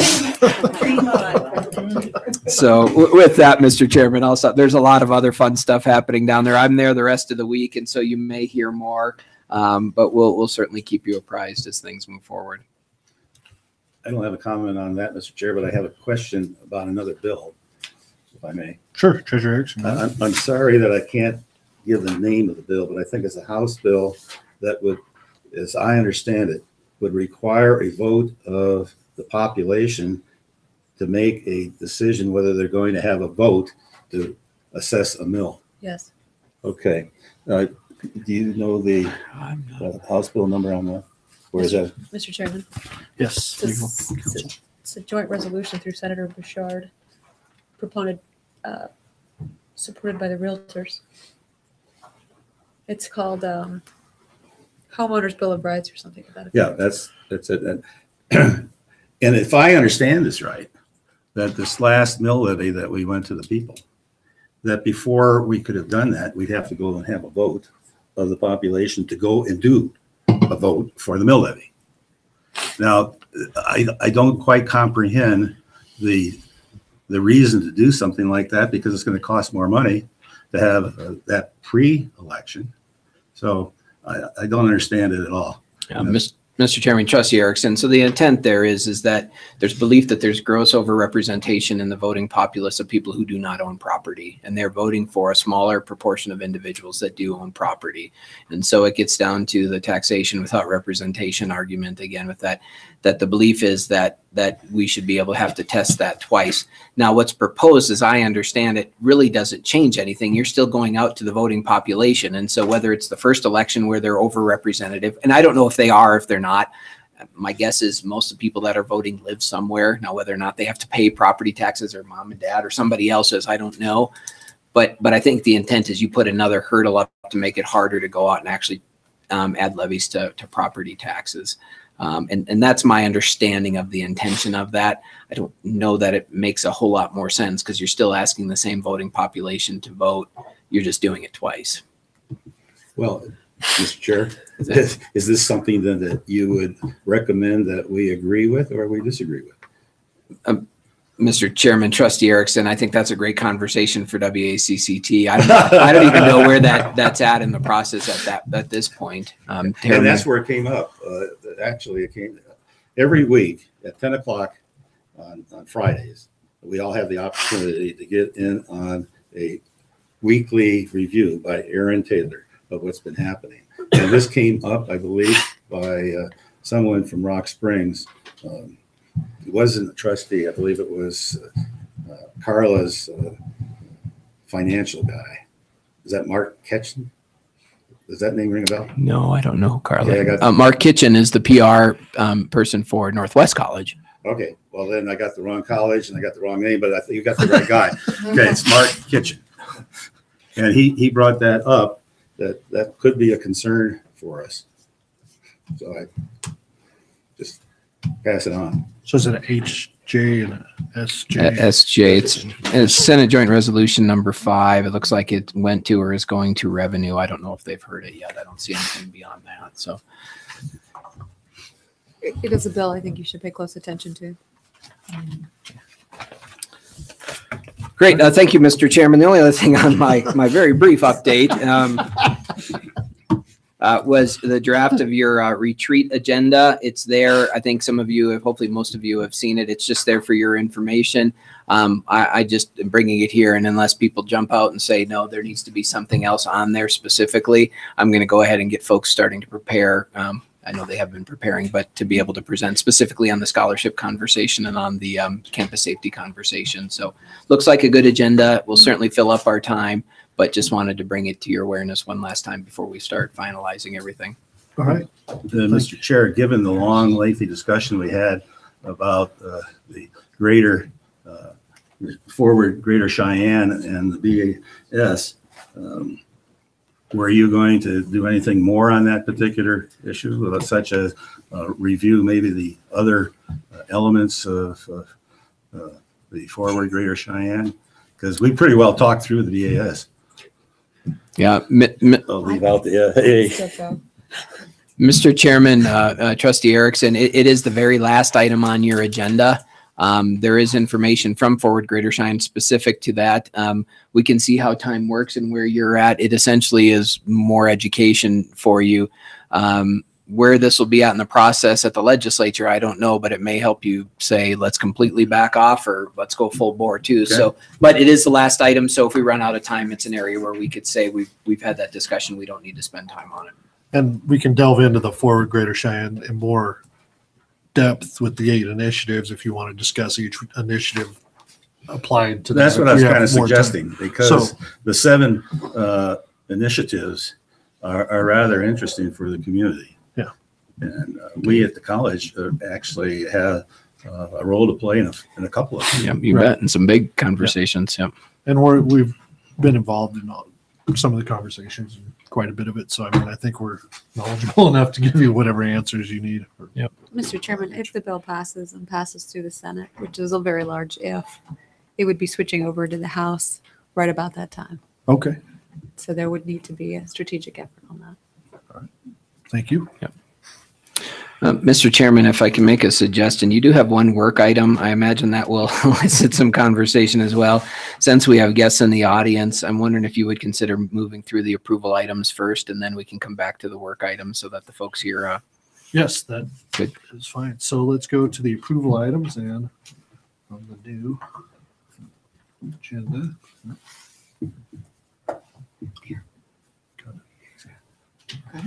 Okay, so first off, we have the new certificate programs. Vice President Harris. I think he may be punting to Dr. Jill Kozlowski to kick us off over there. Dr. Kozlowski, please. Did we miss number 6? It is number Skip. 6. It's number A. Okay. Yeah. New certificate program. It's not on that one. It's on the, it's on Agenda the, on your, Ooh, yeah, okay. yeah, sorry. All right. Treasurer Erickson. Yes. Thank you. Mr. Chairman, trustees. It's right here.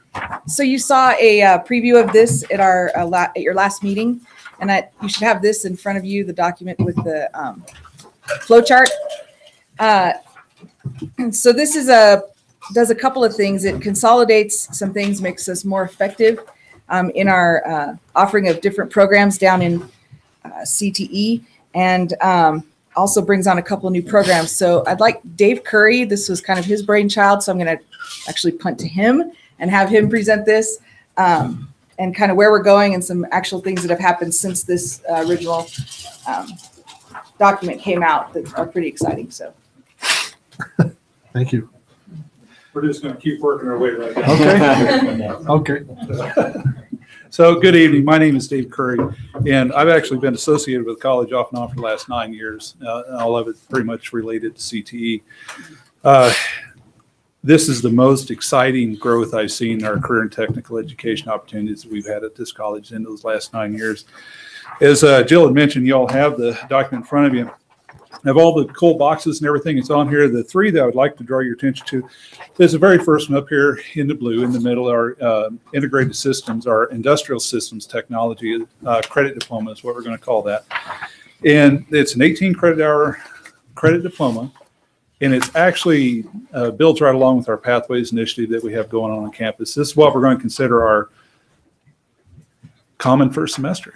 For all of our students coming into any of our trades programs that you see listed on there, this is going to be their first stop. So maybe they know they want to get into a trades program, but they don't know which one.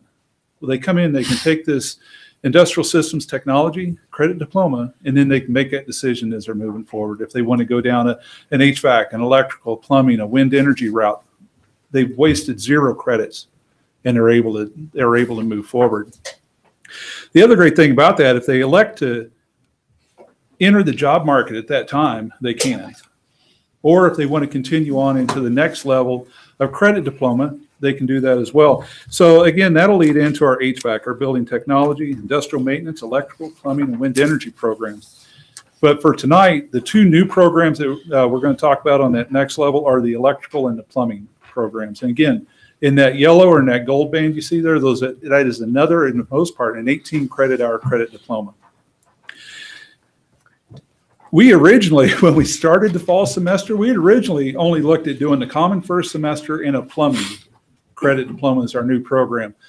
With about a week remaining to the deadline, Susie and I got a phone call from Encore Electric, which is a non-union electrical shop that's moving their way up the Front Range, asking if we had an electrical program. And at that time, we didn't.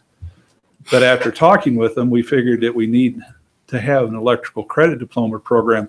Encore Electric by themselves are busing between 60 and 80 electrical technicians out of Colorado to Cheyenne every day to do business. 60 to 80 technicians that they need. Over the last several years, I've also tried to open conversations with the electrical union. That's been really hadn't got anywhere. This is how I know the stars are aligning perfectly. The electrical union reached out to us. Susie and I met with them towards the end of last semester. They are willing to help us in any way, shape, or form that they can. We had asked them, or I asked them, well, how many technicians could you take? They told me they could take 30 technicians a year for as long as we could give them. Well, that's great. I'm sitting here, we're preaching to the choir. We're all like, yeah, we need an electrical program. It gets better. For several years, we tried to be working with Laramie County School District number 1 to try to get into the schools. We had a program that's come at Next Generation Sector Partnership, and this is something that's driven by industry. Actually, the community colleges and business partners, we sit around the edge and we listen to the industry partners talk. It's driven by industry. Towards the end of one of the meetings, there was an administrator from Laramie County 1. He's like, well, I don't understand how I can get my students, how can I talk my students in going into a career that's not going to earn them a livable wage? If you wanted to see business owners in that room, take a look. So what they did, they actually set up a field trip, and we traveled around Cheyenne. We traveled to industry. We talked to folks. Now we have Laramie County School District number 1 administrators and counselors and instructors on board with us. They're letting us come in. We're talking to their students. We're working right now on getting into the junior highs so we can even talk to those students earlier. One of the other things LCCC has done is we've jumped on board with, it's called the National Center for Construction, Education, and Research. It's a national curriculum based to build construction trades. Right now, we, in our apprenticeship route, we have 9 qualified craft instructors. And again, it gets better. Just last week, we met with Laramie County School District 1 and their shop instructors and their CTE director. On the 23rd to the 25th of May, we're going to have a train-the-trainer program.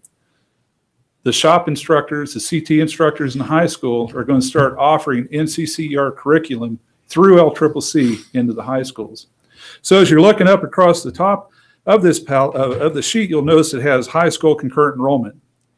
We are going to try to get those CT instructors in the high school to teach as much of our common first semester as they possibly can before they even graduate high school. I have never seen anything like this where it lines up so well. Real briefly, I'll hit on the purple section there. Those are AAS degrees that we're either we currently have or we're looking to offer. But we're taking this pathways thing one extra step. What we're looking to do is offer an overarching AAS before it really takes off. So off to your left-hand side, down towards the bottom, you'll see a Technical Studies AAS. That Tech Studies AAS is what we're looking to have as our overarching AAS. And not only for the degrees that you see on this form, but we're looking at ways to add our auto programs, our auto body programs, our diesel, our welding, every program that we have in Tech Studies, we're looking for a way to offer them through that overarching degree. So I've said all of that good stuff to just add a couple of more good things. Again, our industry partners, I've talked a lot about the electrical tonight. Encore Electric, IBEW, they're ready to go. They want to come out and help us on STEM Day. They want to come out and set up in Flex Tech and let students come through and do this. A lot of the things that we've done in-house by modifying programs that we've already had, or courses that we've already had. We've created a few new courses. Now you all may be saying, okay, Dave, you talked a lot of good stuff. Where are you going to get the instructors for this? Oh, did I mention that industry is helping us here a little bit? We mentioned that to both the plumbers and the electrical folks. We're like, we can't do this load with the instructors we have. We're going to need some adjuncts. How many do you need? When do you need them? They're looking to offer up their journeymen, some of their journeyman technicians, to help us train. Like I said, I've never seen anything like this. So We've kind of streamlined a couple of other things. Instead of having individual advisory committee meetings, we've gone to a unified advisory committee. So we have our electrical folks, we have our plumbing folks on there, we have our HVAC folks on there. That way they can crosstalk, we can learn from them as they're learning from us, they're learning from one another, and we're moving forward to make a better program. So again, I said a lot of stuff. I think Dr. Harris told me 5 minutes. I don't know how far I am on that. Did I? No, that's 4 minutes. Okay. So again, I know people have talked about what they're passionate about. CT is something I'm very passionate about. I think over the years I've met with some of you and we've talked about things. These are good things for our students. They're good things for our community. They're good things for our industry. So, and I'm a big Chiefs fan. Andy Reid always ends his briefings by, and the rest of the time is yours. So, is there any questions I can answer for y'all? Mr. Chair? Yes. Through you. Trustee Thompson. Great, thank you. I'm excited about this program also. I think it's just wonderful. I have a couple of questions. You mentioned the electrical union and the plumbers union. Yes, ma'am. So they have their own training program where they train apprentices, and I'm concerned, is that going to be an issue? You know, I asked that very question to the electrical union reps because they were in our office for quite a while. And I asked them, I was like, now you're going to talk to an 18-year-old me, and I come to you and I say, hey, you know what? LCCC has an electrical program. You're the union. Why would I go spend time with them for 2 years before I come over here? Again, I was floored. He looked right at me. He's like, because that 2 years you're going to spend at LCCC is going to potentially get you a seat at the table for an interview for their apprenticeship. So you're thinking they're going to get the associates here at LCCC and then go into their apprentice program after this? And yes, ma'am. Okay. And both Encore and the union have looked to, between their first and second years, to actually bring them on as interns and count that intern time towards their apprenticeship. Oh, So again, that's great. It is. It really is. Well, thank you. Yes, ma'am. I'm excited. Any other questions? Mr. Chair, this is an excellent development, no doubt about it. I have a point of order. This is coming to us kind of like an emergency. It has not gone through the typical steps that we normally go. Like this comes to us, on a first reading, and then it comes back. So I think it's appropriate for us as a body to suspend the rules of our previous procedure so that we can act on this tonight. Yeah, I make that motion. I'll second that motion. Okay. All of those in favor of the motion, please say aye. Aye. All opposed? Okay, motion passes. So I was thinking that we could vote on all three of these certificates instead of individually, just in the essence of time. Is there a motion? Mr. Chairman, I move that we approve the new certificate programs of electrical technology certificate and industrial systems technology certificate. I'm not sure, maybe it's only two that we need. The electrical technology. Oh, 1 and 3. Oh, both so- are electrical. yeah, Mr. Chairman, Trustee Little, sorry. This is another reminder of how bad I messed up not getting these on here tonight. Specifically, the three programs that you would be approving would be the industrial maintenance. That's the title we're going to use for integrated systems. Is that correct? Now, industrial maintenance is going to be its own credit diploma, which we already have. So it'd be industrial systems technology. Industrial systems technology, the electrical credit diploma, and the plumbing credit diploma. Those are the three programs. Yes, Vicki, I move that we approve the industrial systems technology certificate, the electrical technology certificate, and the plumbing technology certificate. I'll second I'll that second motion. But Mr. Chair, it's the diploma, I believe, isn't it? Rather than certificate. Yep. Yeah, to be technically Oh, correct. Program, you're right, yes. the credit diplomas. Okay.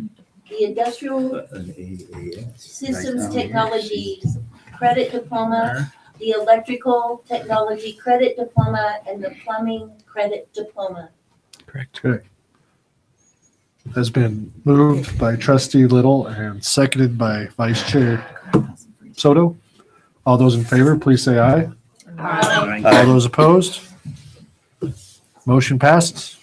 before we leave this subject, Mr. Chairman, may I ask a quick question? Trustee Little, Looking yes. at Square Technical Studies AAS, General Education Courses, may I tie in, please, our discussion concerning Senate File 111? Would it make sense for me logically to say, with the ability of a community college to confer a Bachelor of Applied Science degree, that would be the next step beyond this Technical Studies AAS? That the next step would be a Technical Studies BAS? Would that, with additional semesters involved? Mr. Chairman, Trustee Little, so yes, you're close. The applied baccalaureates are intended specifically for these populations of students. So walk through whether it's the technical studies or let's say wind energy. A student goes through the wind energy, they get their AAS, they are a technician. Eventually their employer says, I really want you to be in charge of a crew of technicians. To do that, we'd like you to have a baccalaureate degree. A bachelor's of applied science is intended to provide that path where they build on that. Most likely what you would see in what's been discussed is that would be an applied baccalaureate in applied management.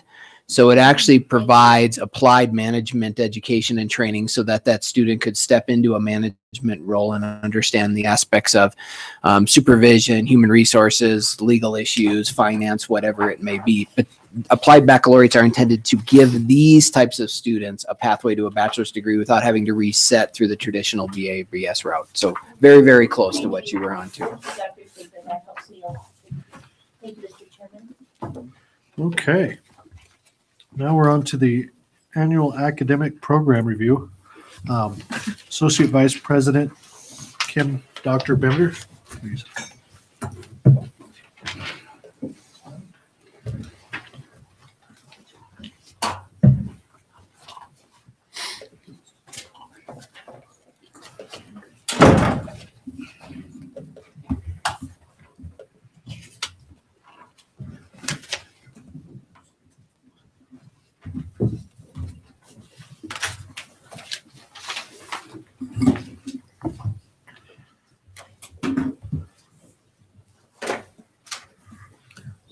Good evening, Mr. Chairman, trustees, and guests. My name is Kim Bender. I'm the AVP for Institutional Effectiveness. My purpose tonight is to introduce you to the annual program review report. Procedure 10.2P states that an annual report for program review should be delivered to the board annually. I'll mention a little bit about the timeline process for program review. It begins with the development of a self-study in the fall of each year. And in February, the Academic Standards Program Review Subcommittee reviews the self-study. And that happens during the month of February. Programs respond to those feedback comments in March. In early April, we have face-to-face meetings between the peer reviewers and the program leads. And then the peer reviewers will review a second time the self-studies later in April. Recommendations for self-study approval are made to academic standards in May. During the summer, we kind of retool or install some of the faculty recommendations for improvement for the process of program review. And then as you witnessed tonight, we have the presentations in December and January. The report follows, the report has the following sections. It includes an executive summary and a main body that includes an introduction and narratives that are focused on the 10 characteristics for program review output and conclusion. And at the end, we have an appendices that includes 4 parts. The first part is dedicated to the executive summaries. There are 8 of those for the program review self-study. Second part is a rubric that is institution level. So it includes ratings for all the self-study sections, but it is at institution level, means that it's averaged across all 8 program reviews. We do this so that not only are we rating individual programs, but over time, we're able to see strengths and weaknesses of our institutional performance in an aggregated way. The third section is devoted to best practices locator for program review. And I only included an excerpt in this report, about 13 pages, because the actual locator is 97 pages. So we accumulate considerable best practices over time. Not all sections of the template are covered yet by best practices, but the majority are. The full best practices locator can be found on the virtual site for institutional effectiveness. And that covers 2 cycles now because we've been using the new template or the revised template for 2 cycles. Last appendices, the fourth one is explains the alignment between the output characteristics and the board objectives for program review. And these are articulated in policy 10.2. There are 10 output characteristics that are included in the report. They're on page 2. They pretty much determine the organization of the report itself. I'd like to summarize some highlights from the report itself, beginning with relationship to our upcoming site visit from HLC that occurs in October, and our recent systems portfolio submission in early December of 2018. It's likely that HLC team members will interview members of faculty and maybe some of the trustees as well, and staff at the institution when they arrive. They usually will focus at some point on continuous improvement. So I think there's some value in the report, and I generated the report in some ways, at least a couple sections, to be helpful for preparing for the HLC visit, especially for understanding the role of program review and continuous improvement. So first highlight relates to paragraph 2 of the introduction. And it explains how program review supports the integrated nature of our CQIs. CQI continuous quality improvement initiatives. CQIs, basically we have multiple processes or multiple CQIs at the institution that offer programs the opportunity to participate in a systematic method of continuous improvement.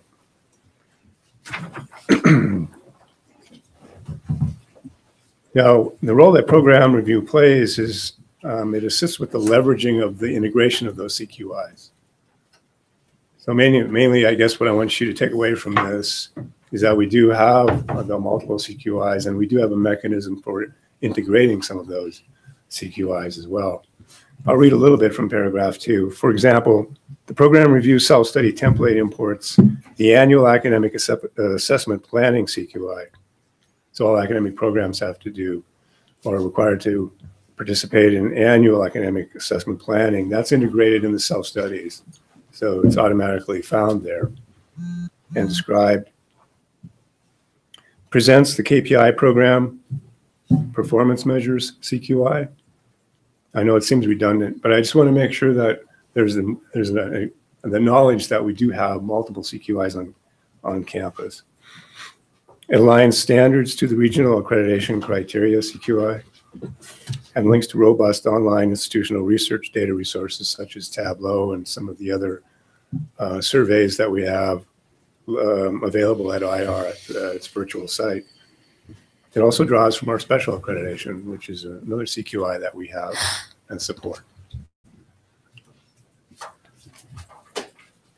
A second feature or section that could be helpful for preparing for the HLC visit is the section program reviews role in the college's participation in AQUIP on page 23.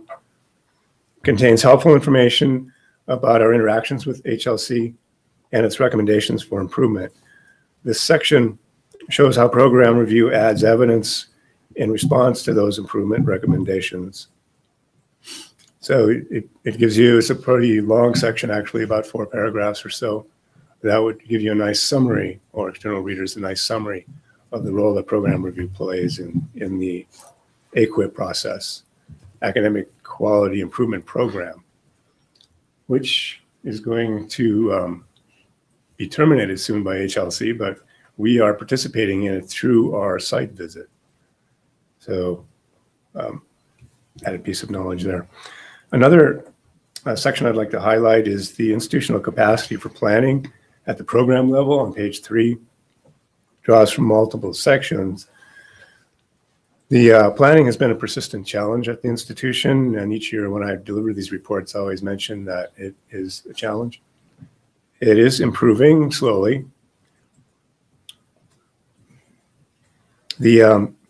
Both the HLC appraisal feedback, which is a report we received in 2015 in response to our 2014 systems portfolio, acknowledged that we were having some weaknesses in this area, and we had opportunities, or they suggested opportunities for us to strengthen our data gathering and our self-evaluation and our planning. Our own program review findings also find the same concern. Our previous program review process did not include a systematic way or any way really for programs to develop planning, and did not require action planning or action plan goals. So there was no platform really for programs to develop this talent, this expertise. We should see begin seeing real improvement on the 6th cycle, the number 6 cycle of program review, as the original programs come through program review for the 2nd time, because they all will have experienced the emphasis on planning and have developed action planning as well. Another section I'd like to highlight is program awareness of and responsiveness to stakeholder needs on page 8. This is an area of growing strength for the college, as I see it, as programs began using more and more stakeholder feedback mechanisms. I included a table in that section, page 9, I think. It shows the distribution of those mechanisms, stakeholder feedback mechanisms, across the programs that we monitored or audited. For example, just advisory boards and advisory committees alone, the use of those has increased dramatically over time, over the last 4 cycles of program review. Almost always you'll see references in past reports, and this report, you'll see references to developing advisory boards in the findings under concerns, or opportunities and challenges. Also, at times in their action planning as well.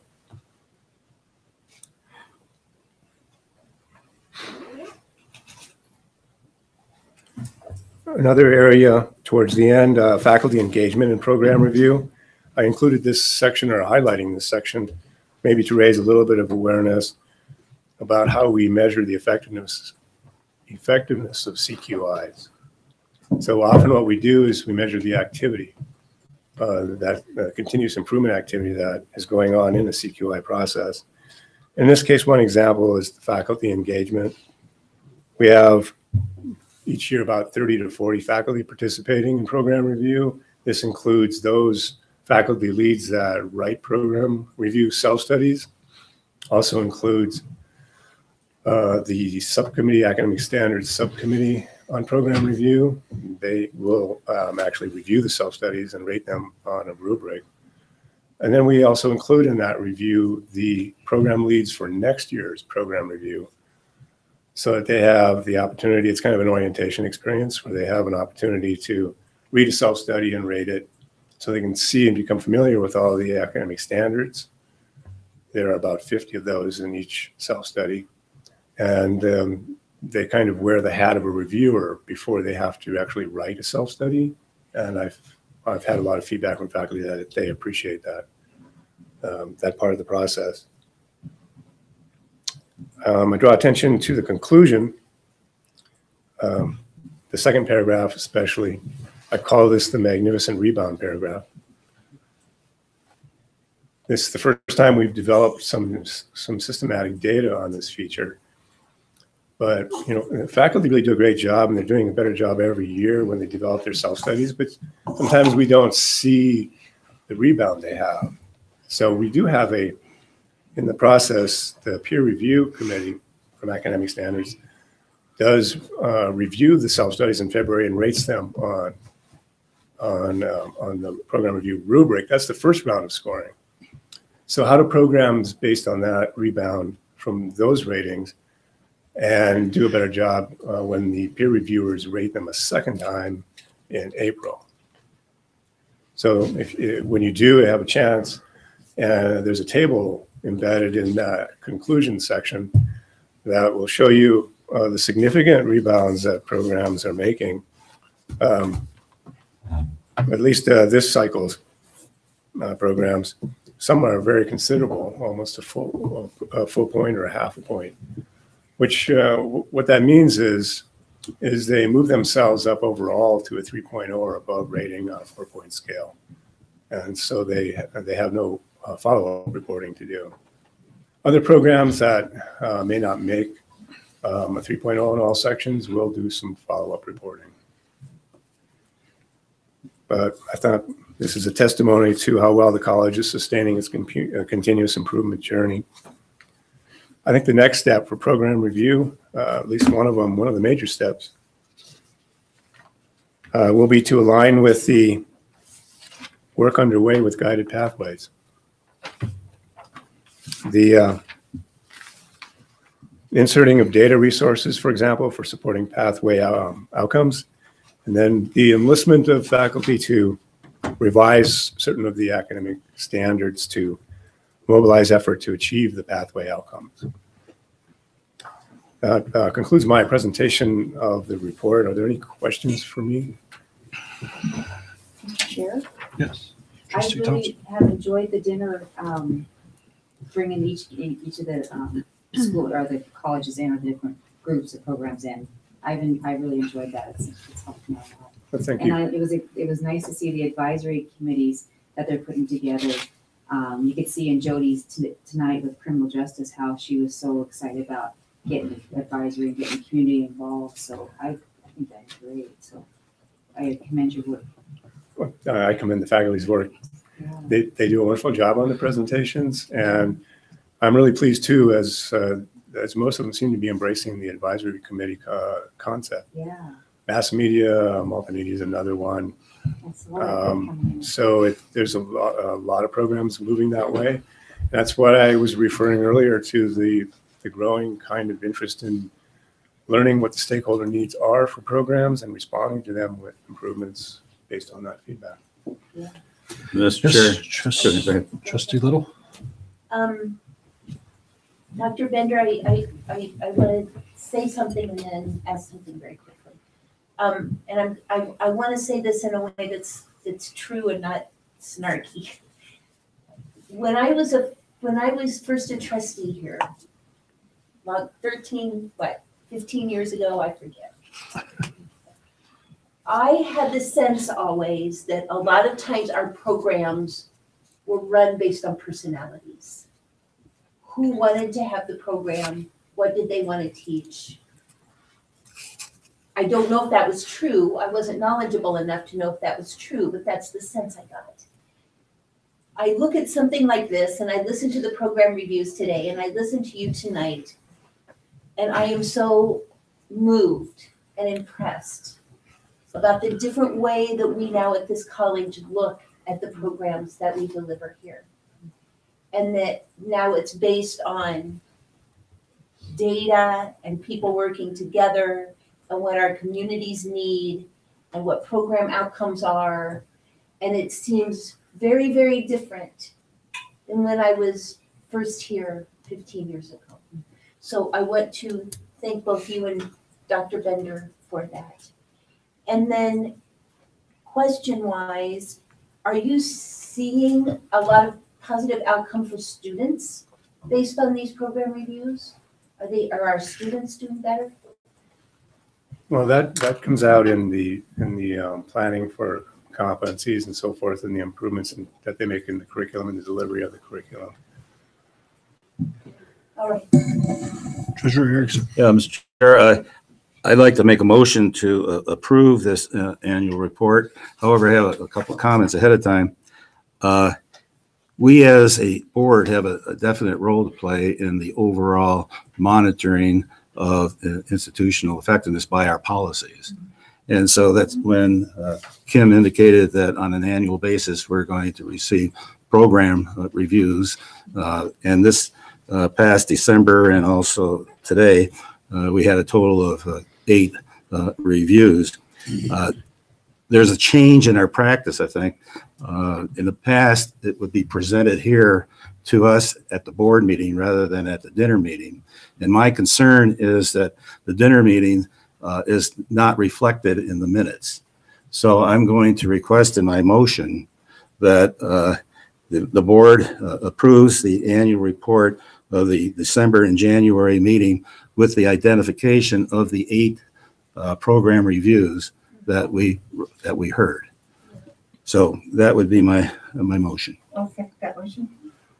Okay, it's been moved by Treasurer Erickson and seconded by Trustee Merrill. All those in favor, please say aye. Aye. Aye. All those opposed? And Motion passes. can I make a request, Dr. Bender?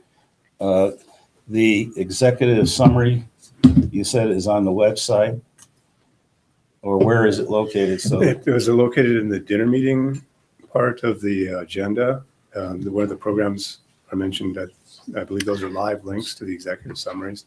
And they're also, of course, located in the appendices of this report.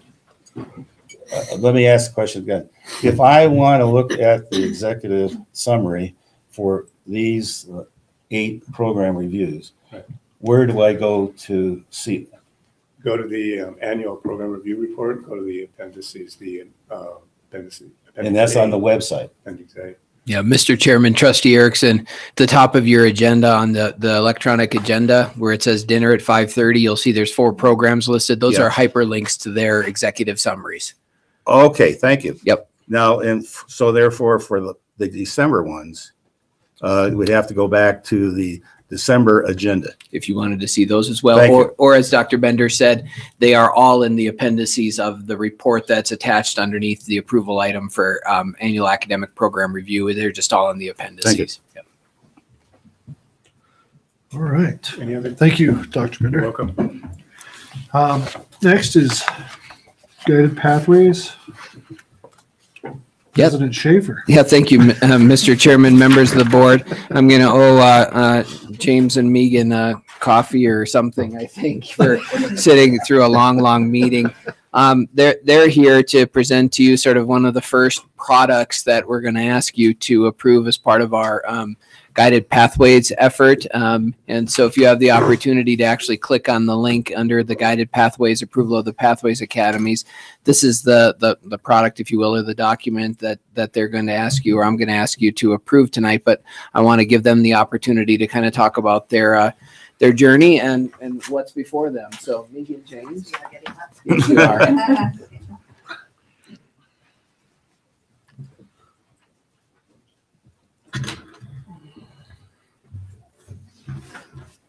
Okay, so all of you are familiar with the Pathways Project at this point, and James and I are the co-leads of the Eagles Academies group. We started this about a year ago and pulled together our team, our charter team, which is 15 people maybe, a team of consultants, which is another 40, 50 some people, worked with our project manager person to come up with the charter and a plan and a timeline, and worked through that with our charter team, with our consultants.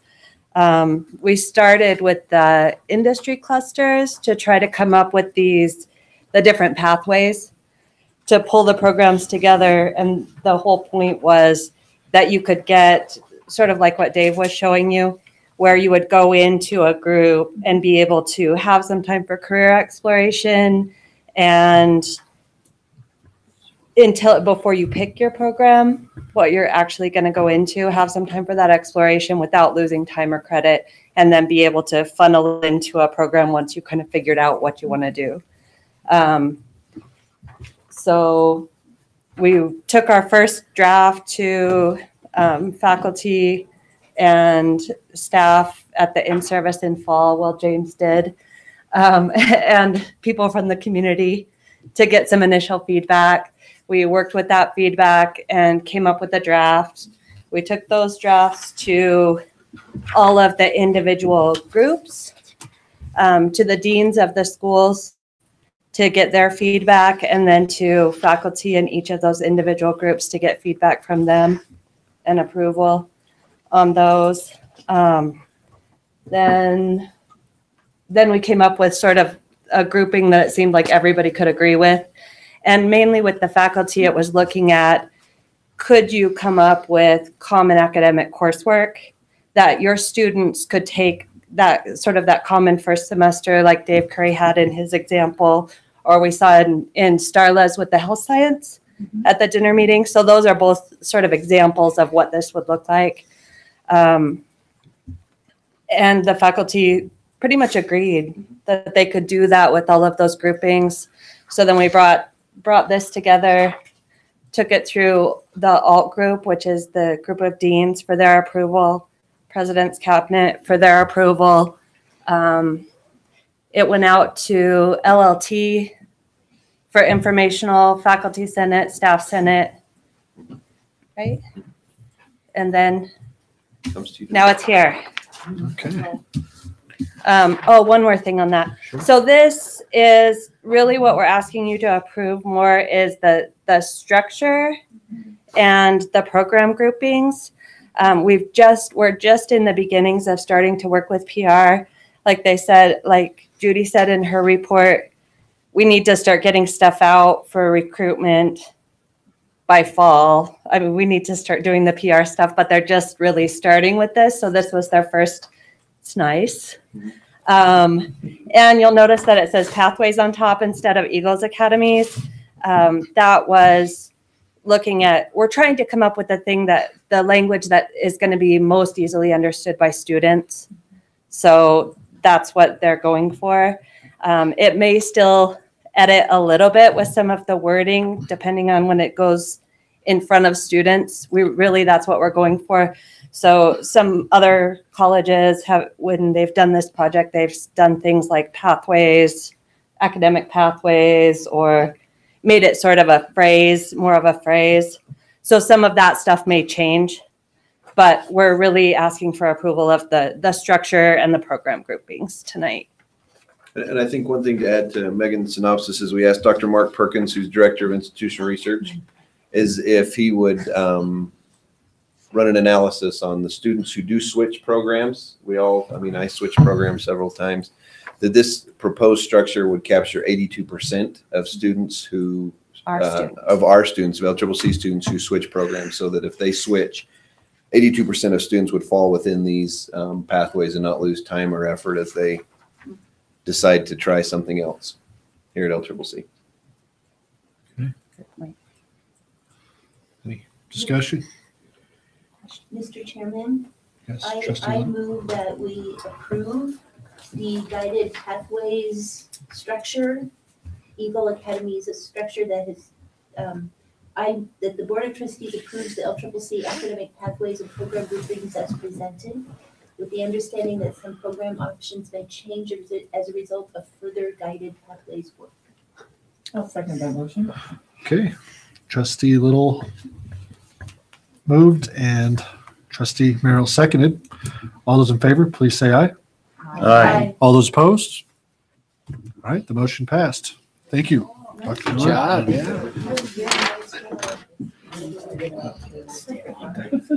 Yeah. Okay. Vice President Johnson, the Androcopoulos Business and Technical Building Facade. All right. Mr. Chairman, members of the board, thank you again. Vicki, I'll need you to help us get to that. I just want to give a little bit of background on why we're bringing this to you. This has to do with the redoing the facade of the business and technical building. These buildings that we have on campus, I'm no expert in this room, and folks with us tonight could maybe be a little bit more clear here, but they require a process that is applied to them on a cycling basis. It's called a SAC rub, to give the building durability. And so over time here at LCCC, many of these buildings have had this treatment. The one building that hasn't, or hasn't for a very long time, is the business building. So, and we would normally do that with major maintenance funds.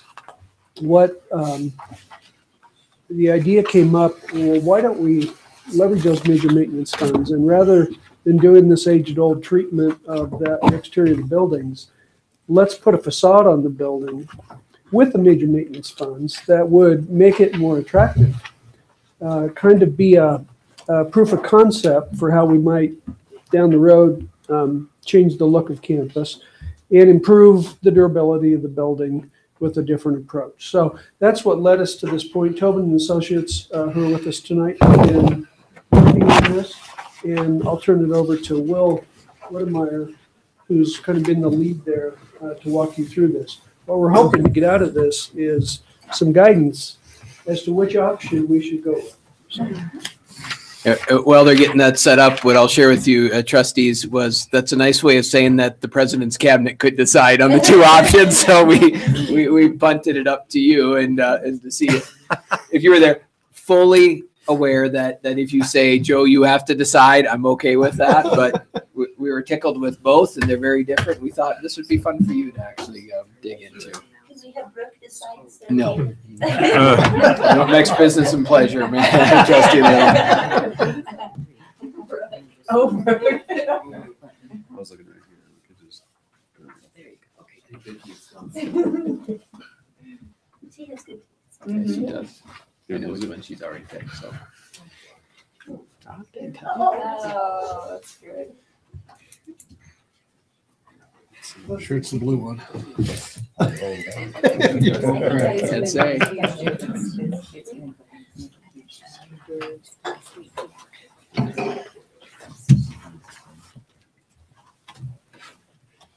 There it is. Okay. All right. Mr. Chair, Board of Trustees, I'm Will Wedemeyer. I'm with Tobin and Associates. And for the last couple of months, we've been working with the college in developing some options for improving the exterior facade at the business building, which then, in the future could possibly be utilized at other older buildings on campus. And as he mentioned, the reason we are looking at the business building specifically is it's up for having the high performance coating reapplied, where they do the SAC rubbing and high performance coating. So opportunity there is to utilize those funds towards actually creating a improved facade and better, more cohesive campus environment. This is the business building. Fine specimen that it is. It's been around a long time. Some of the challenges we have with the precast structure are these, vertical T-legs, we call them, which are basically a column every 5 feet. So it really restricts us in what size of openings and things like that we can do. Also, the precast around campus contains a reactive aggregate. So it's really susceptible to, when it gets wet, it reacts and causes deterioration to the precast rather quickly and starts falling, things like that. That's why it's very important that you keep up on the maintenance on these buildings. And obviously the college has done a great job of doing so. These buildings are in pretty decent shape.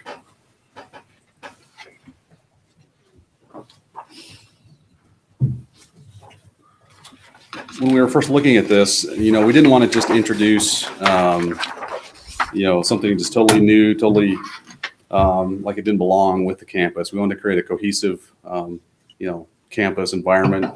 And so where we started was really looking at creating kind of a standard palette of materials.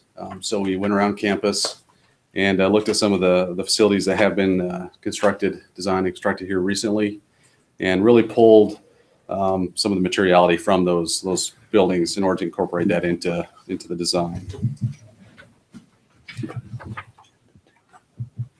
So this one here is option number 1, we're calling it.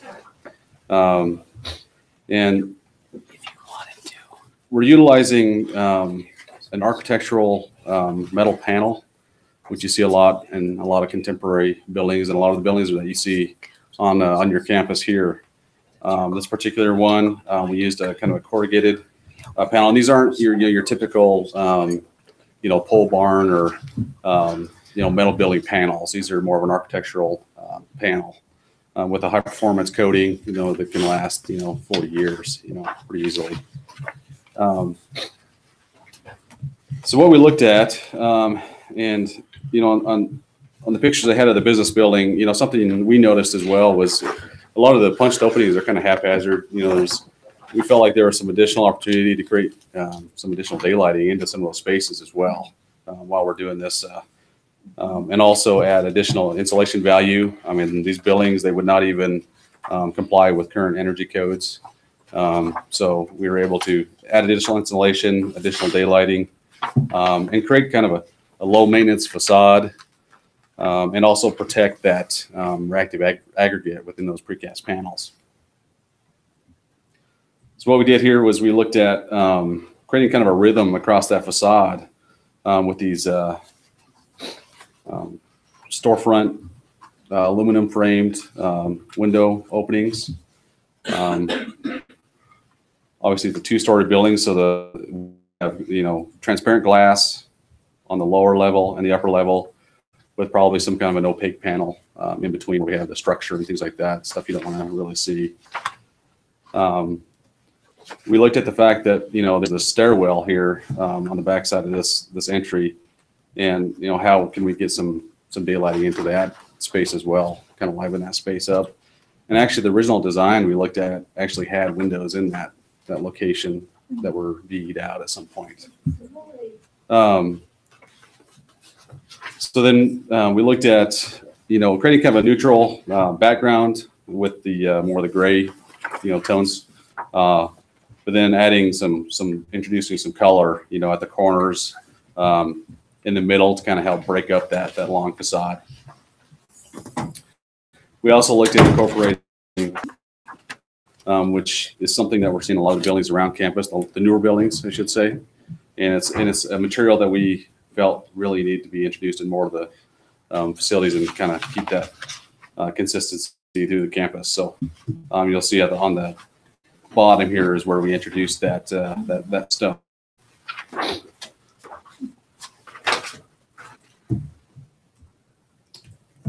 Option number 2. This one, a little more, I would say, clean in its lines, a little more subdued with the color, a little more neutral, but still, I think has a nice kind of collegiate feel to it. A little more glazing, into those stairwells. That same rhythm down the facade. We did emphasize those kind of ribbons, windows with a kind of a frame around those that's proud of the facade. Stonework's a little bit taller. We're about 6 feet on the stone here versus about 4 feet on the other one.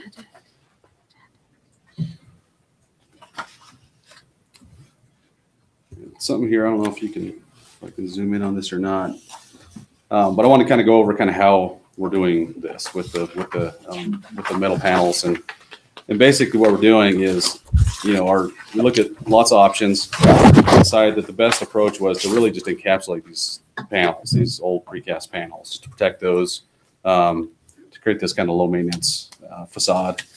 And so we're basically taking, structural clips and attaching Z channels to the exterior of those precast T-legs that you saw, those column pieces on the exterior. And in that same plane, they were able to add continuous insulation all the way down the wall, plywood sheathing, and then those exterior metal panels on the exterior of that. And at the bottom, we would, if we added the stonework like we're proposing, we would have to add a little bit of a footing there. So we'd have to excavate that out a little bit there.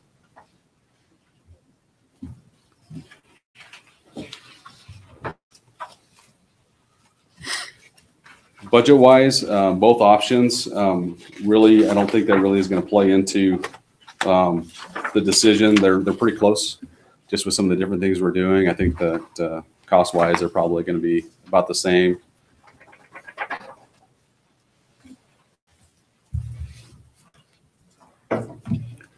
So with that, any questions for me on the two designs or? Treasurer Erickson. Okay, Will, Yes, the sir. elevation that you have there, the elevation on the opposite side would carry over the same way? I think some of the base materials would. I think because on the south side, that whole building is kind of sunk down. And so the south side of that building is, you don't hardly see it. There's trees over there. It's down lower. So we thought we could probably reduce some of the cost by maybe not doing the stone on that side, or maybe some of the colored panels, we don't do some of those. So just to help save with some of the cost. Now, let's see if I understand what you said.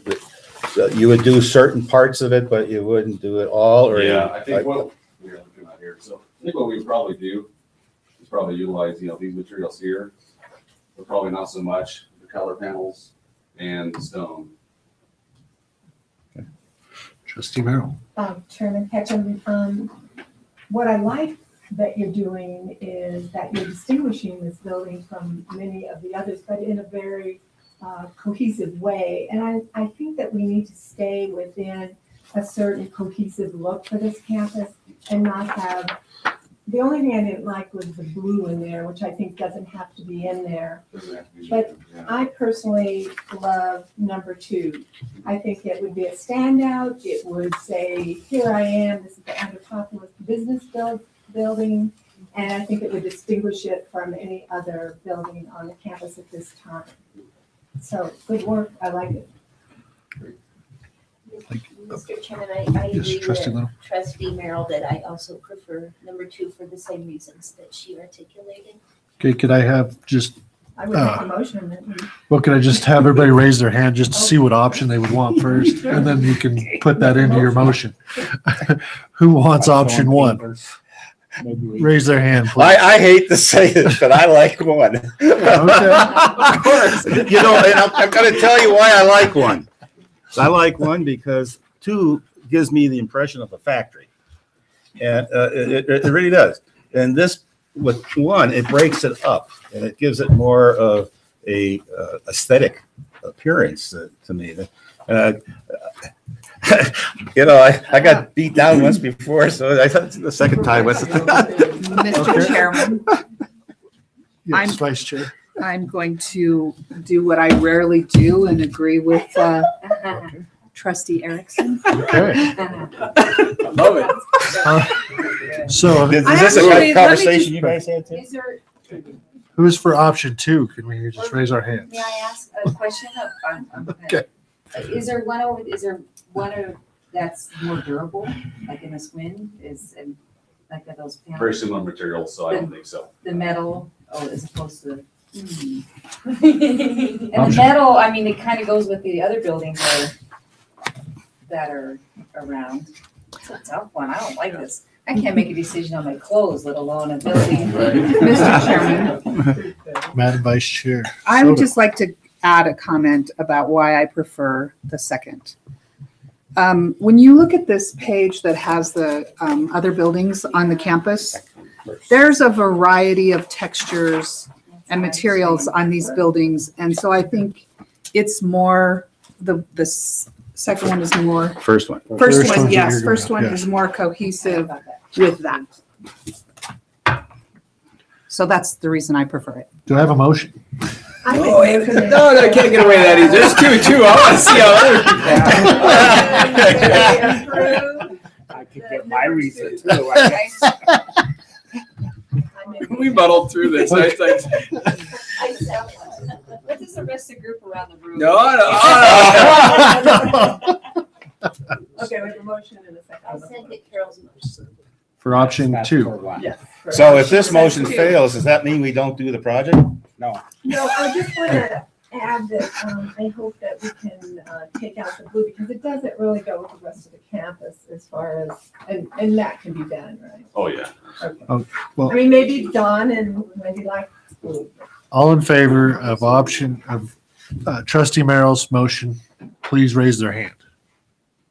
You don't vote. Unless a tie.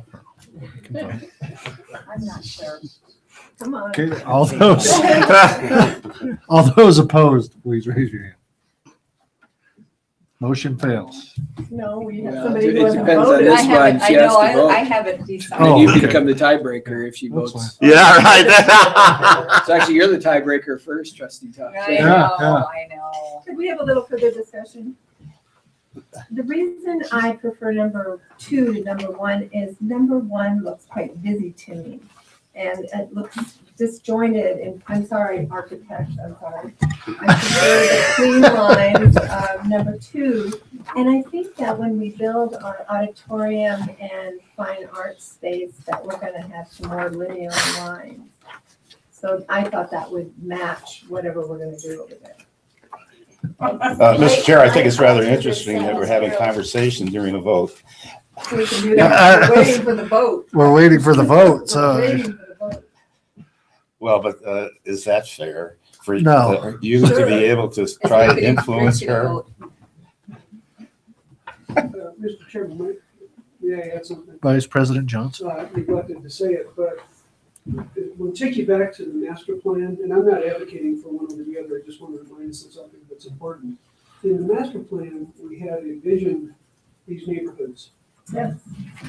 And you'll recall in that master plan, as you're going down the spine of the buildings, these build-outs to kind of draw attention to whatever is going on in a particular building. And we've done just that in a small way with the library on the south side. So if you think about this concept going forward, and as time goes by and we're able to allocate major maintenance funds to keep doing buildings, I think it's going to be really important to have some good thought to that so that we don't end up with a checkerboard or a, mishmash. And I don't know what the answer is there, but I want to make sure I mention that I forgot at the beginning because there's a longer vision there to keep in mind. Thank you. Well, something else you don't want either is, you know, the same problem you have now, where you have just all these white buildings. You don't want to end up with everything the same again. So. Mr. Chairman, I'm going to reiterate based on that statement that why I support the first option, because it does have a variety of different textures and materials, which does match better with the buildings that we have on campus. I move that Joe makes the decision. No, we have a motion on the floor. Are all the buildings gonna be like this? All the white buildings gonna be like 1 or 2? Or are they all gonna have a different? Everyone's gonna be voting on each different building.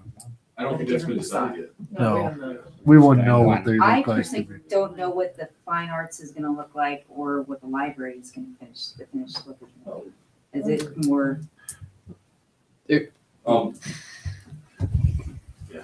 Mr. Chairman, Trustee Thompson, so one of the things they've done, there will be elements similar to this. Now, the library is more glass and it's got metal and steel with it. But one of the things that Will and Ken have done is actually pulled in elements from each one. So honestly, they would complement what we've done. Those two options complement in different ways. Whether or not we replicate these types of things as we improve other facades, next door, yeah. I think that's kind of up in the air. But our master plan does a pretty good job of saying we want to use these types of materials. This is the type of look. So there is some continuity even with the ability to have some difference. If you remember the initial design on the auditorium for the fine arts building, it's got that brown, either large panel or stucco type of thing. So similar types of materials, but more of a brown, I believe, Rick, if I remember that correctly. Dark. Yeah. It's dark. And mostly metal clad. Metal clad. But I do have a suggestion for the auditorium coming up. Okay, back to the motion. Okay, so, The motion is number 2. and I think that each building is gonna have its own look so that like emergency vehicles can get to the right building, and so I think that's what you guys are going after, right? To kind of set them up. The public needs to be able to find these buildings. And to make it not look like a prison. Yeah. Yeah, that's another aspect. It could be a prison, also a factory. I think you, if you abstain, then You can abstain. if you abstain, then number 2 wins And then just. or number 1 wins. No, just there's no tie to break then. Then somebody would need to. So which one did? If Trustee Thompson votes with this side of the Yeah, table, I then think the it's- chairman would have to decide. That's true. Do you want to decide if I go 2? I'll let you give it up. It's up to you. What? I'll decide. It doesn't matter to me. Speak for yourself, young lady. I do. So you have 3 for the motion, you have 3 against the motion, which means the I vote chairman. for option 2. Okay, look at that. There you go. I like blue, but I couldn't decide. I like your ideas. It's not feng shui. Thank you, Will. Thank There's you. always other buildings. Mr. Chair, I would suggest in the future that when we have a motion, you give everybody that has opportunity to talk about it while the motion is still being voted on. Yes, I'm sorry.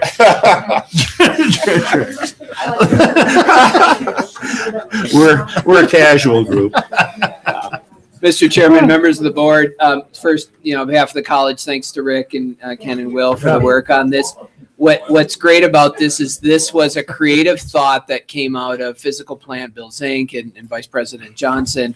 Folks really came to it and said, let's rethink the way we do major maintenance on these buildings. We've been blessed to have the right amount of major maintenance. So hopefully that continues in the next biennium where we can address these things while really transforming the campus. So really excited to see this get to the work. I do want to point out, though, at this point, the cost estimates are above $1 million, which at this juncture requires legislative authorization. Now, there is some movement to actually increase the amount of authorization, at least on the House side, from $1 million to $1.5 million.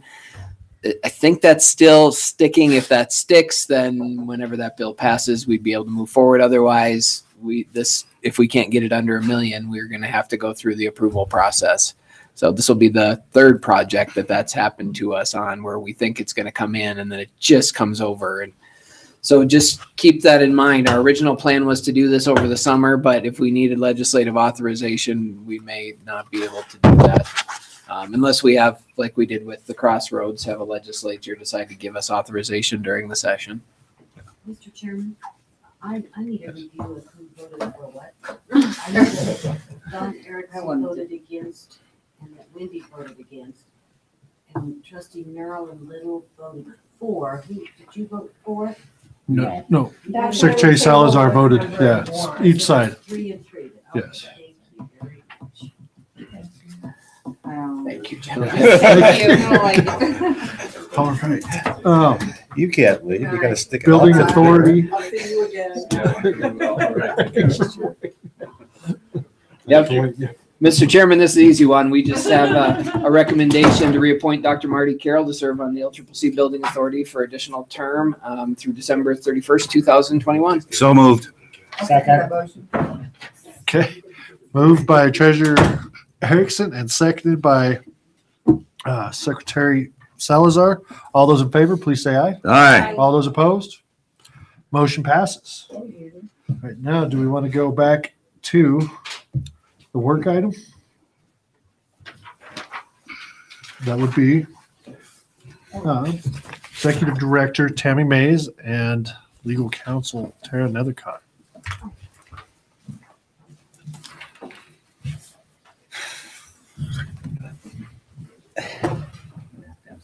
Are you leaving, Judge? I have to take a little walk, yes. All right. Let's vote. No.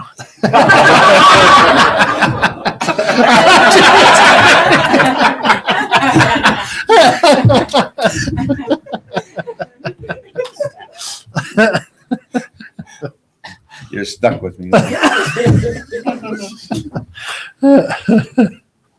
I wouldn't do that to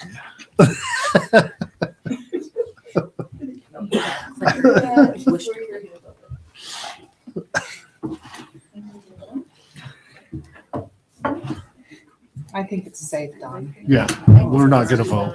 I was just joking. I know how to cross my legs.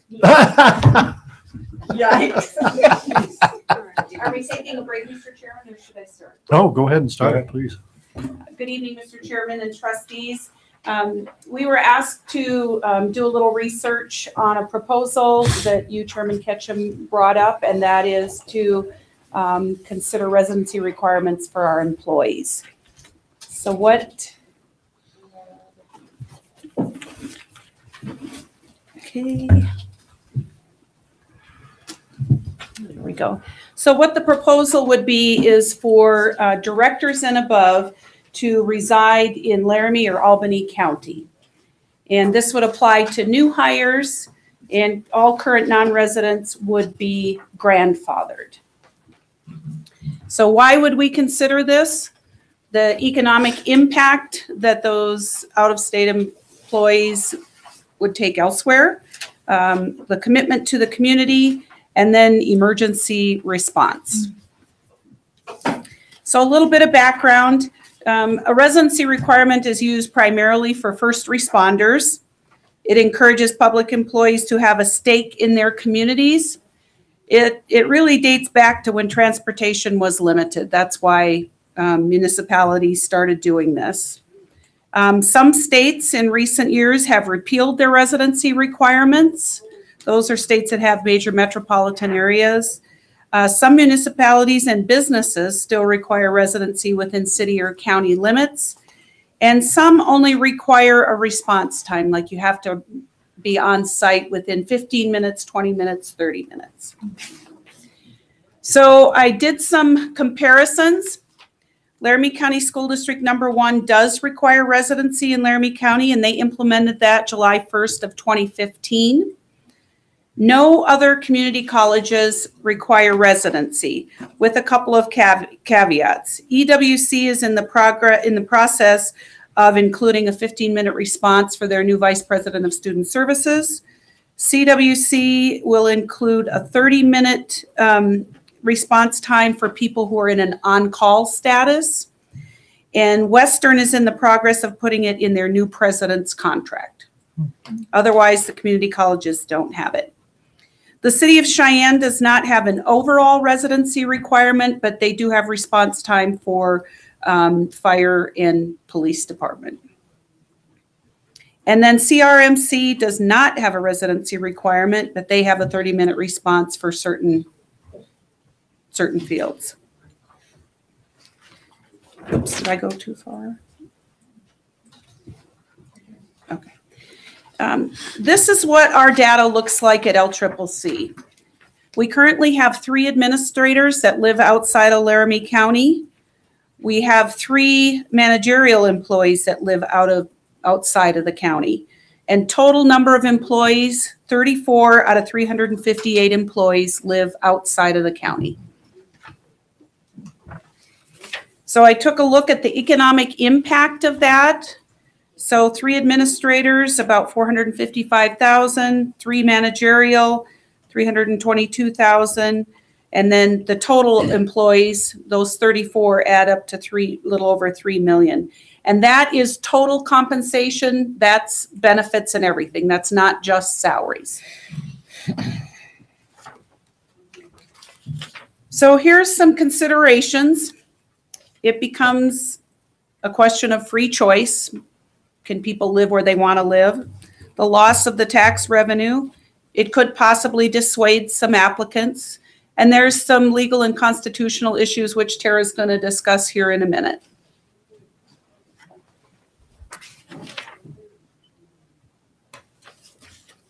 So now time for Tara to present her piece and then discussion and questions. Okay, thank you. Thank you, Tammy. Okay. So how I envisioned this to be, because this was really more informational as we had previously discussed and kind of talked about how this would roll out. to determine whether or not you wanted to move forward with drafting a policy and actually move in this direction, we got to do best to give you some information that would be relevant. Kind of the pros and cons, how it applies here, the legality of it. I provided you a pretty in-depth memorandum. I had hoped to kind of maybe tailor some of the intense legality back for you, but due to time, wasn't able to, but it's all really in there. I think if you could see some of the back pages of that memorandum, you can see how some of the states have looked at their, how they've been challenged for different public institutions having policies or laws related to residency requirements. Generally, the consensus is, as I had originally indicated, it is lawful so long as you can really justify why you're having a policy. It's not enough simply to have the primary concern being the tax dollars associated with how much of that revenue is going out of state or out of the county. However, that is a factor that can be considered, and I know that that's one that is important to this board, at least to some of the trustees. The other piece is community buy-in that I think we've discussed, which is what the courts have also identified as really being a required component of having a lawful policy and the basis for it. Obviously, safety time, as you heard Dr. Mays discuss, that's important too, and I think that is relevant to the institution for some positions, but not necessarily all of those to have an emergency response time, but certainly it's relevant to many of the positions. And then what's important is that you really understand what your rationale and your basis is coming from you yourselves organically. Why is it important for you? Why do you really want it? Understanding some of the provisions that we've identified in that state case law, which really helps illustrate the importance of it, and how those dovetail together. So understanding those concepts that you saw in the memorandum, what is important to you, and we really need to understand that more thoughtfully. And if we move forward with the policy, those justifications and that rationale has to be included expressly in any policy to really justify its legality. And really important for the employees to know, and future employees to know why it is so important. So with that, both Director Mays and I would stand for any questions. Any questions? Trustee Thompson? Always. No. Through you, Chair. Senator. In your opinion, are we going to lose good faculty, good staff? We're going to have a pool of good faculty and staff in this area. Yeah, Trustee Thompson, so the analysis on that isn't clear, really, on how that would affect here Laramie County. I think obviously when you limit the residents of your applicants, there is a deterrent effect, no doubt. What that looks like, I don't think we can fully appreciate. In the memorandum, there is case from Wyoming dealing with the military department with the adjutant generals not being located in Wyoming, the legality of that.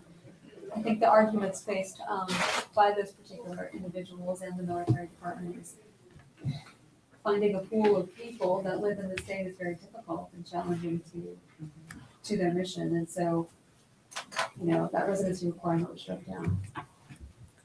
But I let Director Mays speak to that as well, being on all the hiring committees and understanding what those applicants look like that are applying with us, with this institution.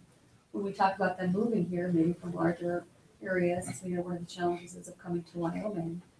That's a hurdle to overcome. So I don't know if Director Mays wants to add to that or not.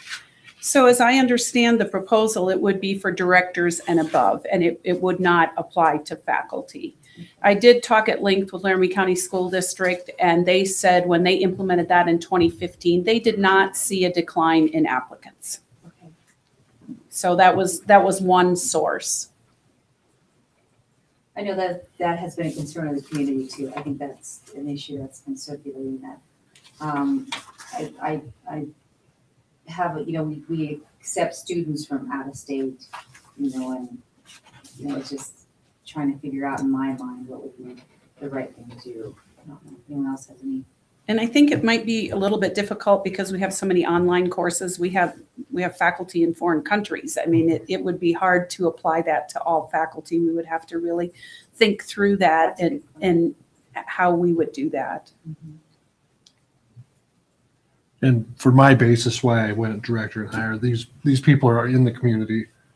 They're, they're out within talking to people, and that's what we need. If they don't live in the community, they're not out. If we have a bond issue, if you have 20 neighbors, they're talking to 20 neighbors. But if they're not here, they're in Colorado, you're not getting that full focus on our community basis. Right. So that's a huge portion of my part as well. And I was along those lines, I was crunching some numbers to see how much, money we would lose in the mill levy, things like that. So there was a substantial amount that we were going to lose in that. Taxes and property taxes. Are we both, Mr. Chairman? Trustee Little? My husband, of course, was involved in the decision in Laramie County School District number 1. And I know one of the things that they considered really important is someone at in this case, it was the superintendent's level or at an administrator level, be engaged with the community and be visible to the community, be knowledgeable of the community and have regular engagement with the community instead of going home when work was over and then not being an active part of the community. That was the basis that they used to make that decision. I could see something similar here as well. We are a community college. If I lived in Colorado, I wouldn't like this very well, but if I knew that to work here, I had to live here. And I'm sure we're grandfathering, I wouldn't even ask that question. But if I knew I had to live here to work here, I think that also serves a message of we really want our faculty to be, or our administrators to be a part of this community. I'm comfortable with that. Would you like a motion? Sure. And I think what we could do is just move to draft a policy to go forward to the college council. We don't have to make it formal, or what would you suggest? Mr. Chairman, so my suggestion, if this is something you feel compelled to do, you could certainly charge me with working with your legal counsel and Executive Director Mays in drafting a policy, or even perhaps drafting a policy with a couple of options that I would bring back to you for your consideration and then ultimately your approval. We would do it in probably a 2-step process like we've done in the past. You would review something, give feedback, we'd bring it back to you. Then if you approved it and said, yes, we want to go this direction, then we would route it through the internal process according to the policy and procedure. But your next step would be to say, this is something we want to do. Do you want to charge me with working with folks to actually draft policies that we bring back for your consideration? This is really just for information at this point. We still have So- questions and discussion. Yeah, I want to have more discussion too. Yeah, Okay, well, if we make a motion and have a second, then we can have discussion. I think, make a may I- motion that we charge Joe with exactly what he said, and then we can have more discussion. Well, I'm one of that's jumping the gun because how do we hope for an agreement on this? Okay, I no, have that's fine. questions. Okay, sure, go ahead. So my question is, and it looks like you're trying to position it for director and above, and I understand the reasons, engagement of the community. I'm thinking we're talking about everybody having a voice in this college. Everybody has a voice. So everybody should be engaged with the community. So why would you, and I'm not saying this because I want this to happen. I'm saying it because I'm not in agreement with this idea in a way. Because there's, can you put that chart up again where it said there's like 300, I don't know what it was, 34 or something. 34 total employees but are not at the managerial or administrative level. Why would they not have to be engaged with the community? Why would you, and I'm saying this as an argument to why do it, any of it? Because if you're going to say it's just administrators have to be engaged with the community, what about those 34 employees? What about Butch? I mean, we got a campus in Albany County, but Butch is not in Laramie County. But it's for Laramie and Albany. I know. Well, okay. So. I'm just kind of making a point. You know, Right. You know, if you had somebody else who's an advisor or beneficial to the future direction of this institution, Would we make in restrictions on them ahead of time? Just something to consider. And the 34 employees there. And that was the basis where Tammy was explaining that there are people out of country on online. I mean, there's certain faculty that you can't just go. I mean, then your online programs, that's why there's a threshold of those portion. And that there, if you look at, that's the, Right, I that's understand. 3/4. I understand Yeah. all I of mean, that. that's the huge amount I'm of just trying to say, fiscal impact. you potentially restricting the way you see the direction that it's going to. I mean, I'm just talking, you have online. What if you wanted to expand that somehow? And then you start kind of thinking, I'm restricting myself because I'm having this requirement. And just things to think about. Yeah, no. And I think that that's what we're really saying, that Jess is saying that Dr. Schaefer can take that out and think about it more and put it into a couple of different policies that we will then approve as a board, and we will have more to say about it. Mr. Chairman. And also the college will be reviewing those policies as well. Vice Chair Soto. Yes. Sorry. Well, I have an observation and then a request. So first, it appears by the numbers here that this is not a big problem. You've got good candidates. The LCCC has, or I'm sorry, the school district said that didn't affect their pools of candidates. So I think in the long run, it potentially is not going to have a huge impact on who we bring to the college. And I think generally I'm comfortable with it. But before we make a motion to draft a policy, I would like an opportunity to read this. So I would ask that we table this and bring it back next month after we've had an opportunity to read the opinion of our legal counsel. That's a motion that has to be responded to. I second. Okay. Vote. Any discussion? No I discussion. think I have to withdraw my motion first. Though, don't No. No, I? because Do not have to you didn't withdraw? get a second. I seconded You it. seconded it? Oh, you did. Well, we still can I table it. withdraw my motion. May I, Okay. may I ask one question, or is there discussion right now? Well, it shouldn't be. A motion to table. It's been seconded. They should vote on that. So you can have some discussion after the second. We can have Not on the table. Motion to table. Oh, okay. All right. All those in favor, please say aye. All in favor of the table? Aye. Aye. Abstain. What did you just vote on? It's a motion to table. Thank you. Well, so we have. Wait. Oh, I'm sorry. All Did you those get that, opposed? Vicki? I move to table Okay. this discussion until next month, till we've had a chance to. No, read. we have to bring it back. If you want to go to a postponement, it's there, but we have a motion right now to table Right. and it's seconded and there's no discussion. Right. We And should- we just voted on it. We haven't voted on yet. I just said all those in favor. Okay, aye. Aye. Aye. Aye. Okay, Okay. Who seconded your motion? me. Trustee Erickson, yeah. Motion passes. So it's tabled. Thank you. Can I also make one other point of order? Another point of order. To bring this back off the table, we have to have a motion to bring it back off. Right. Okay.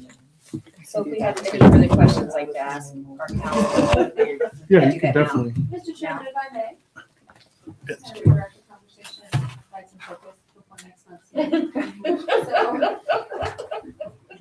I do this all day.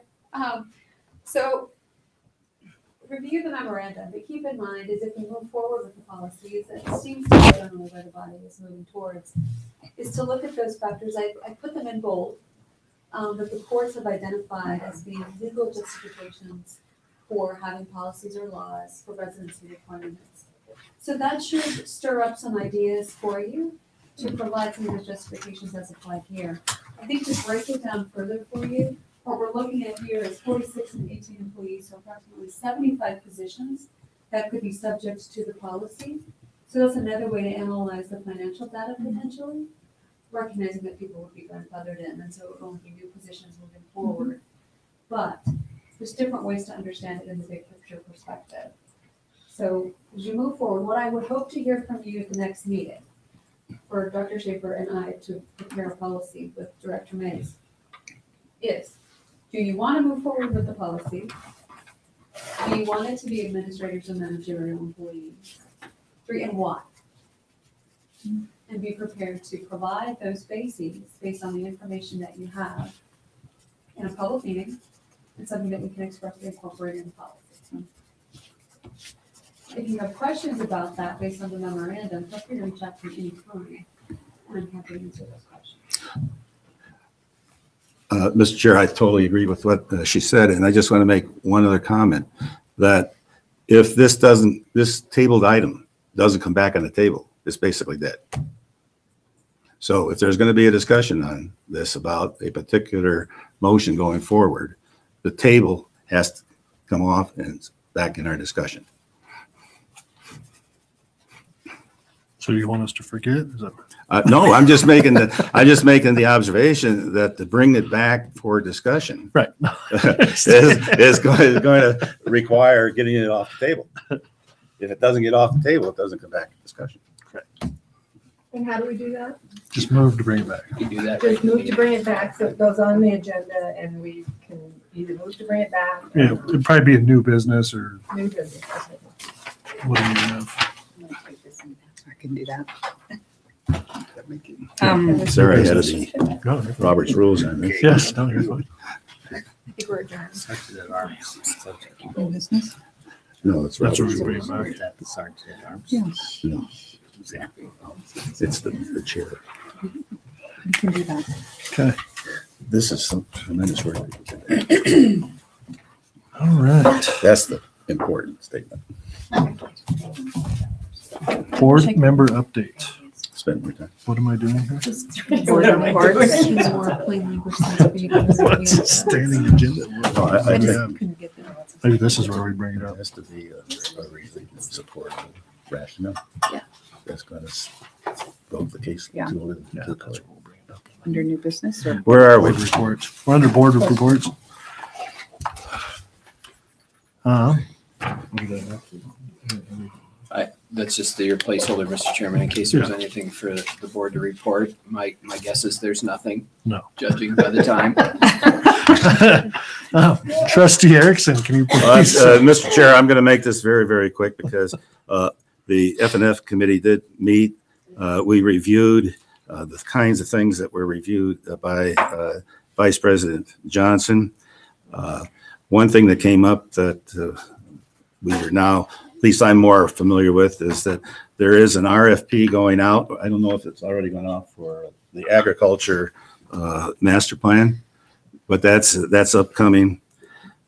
We also took a quick look at our claims for workman's compensation, and we'll be studying that a little bit more.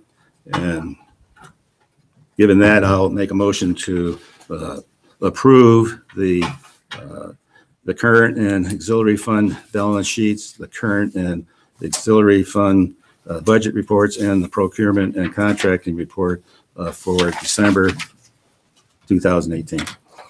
I'll second that. All right, it's been moved by Treasurer Erickson, seconded by Vice Chair Soto. All those in favor, please say aye. Aye. All those opposed? Motion passes. All right. Trustee Cadle. Thank you, Mr. Chairman. Quick. We got a plane to catch. So yeah, 16 weeks block started yesterday, right? Dr. Hemp? Okay, so we got that underway. So the campus is underway for the semester, and really the focus or number one priority for us is going to be buses. Is what we're going to put some effort into, and we might have to solicit Lisa's time and her department in helping us do that, but we're really going to do what we can to get that put in place in Allegheny County School District 1. So there's some other things going on, but maybe we'll postpone those until next month. That's my report. Thank you. Thank you. All right. Trustee Babcock. Everybody, Of course, this is the day I have a lot to report.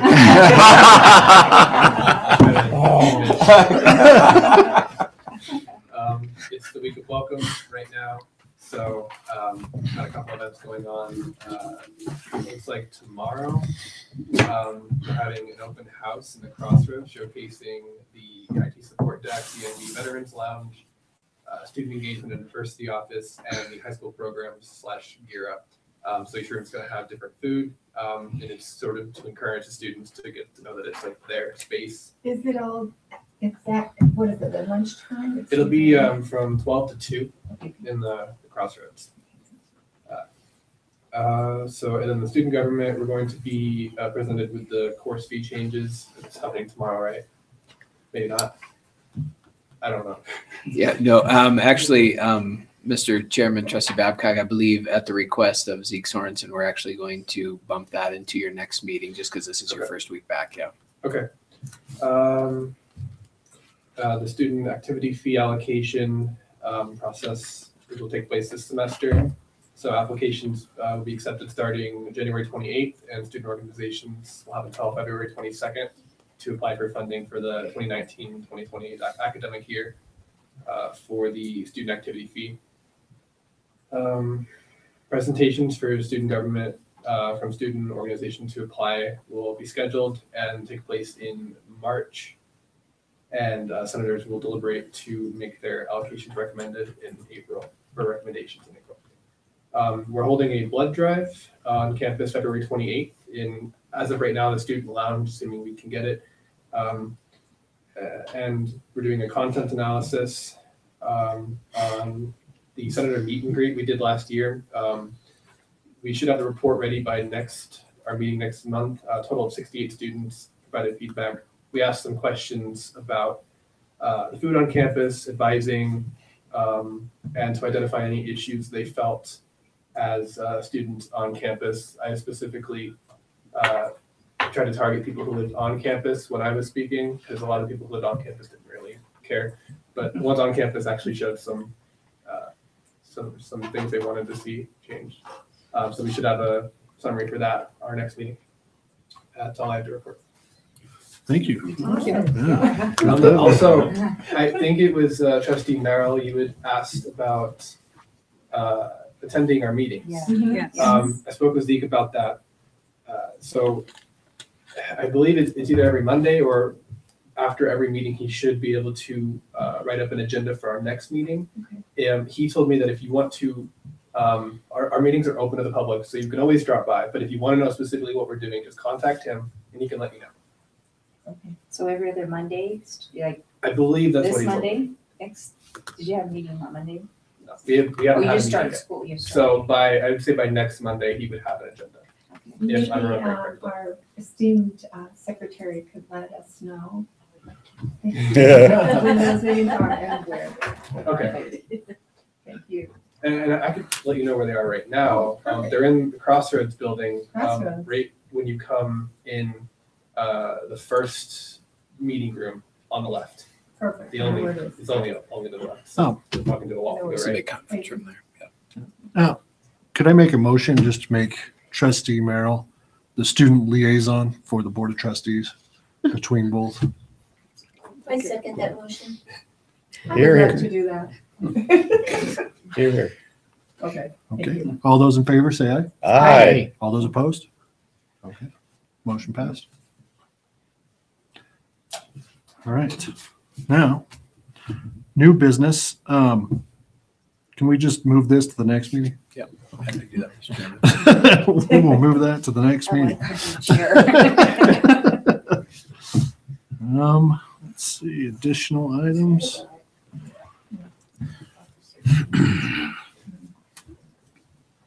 Let's see. Yeah.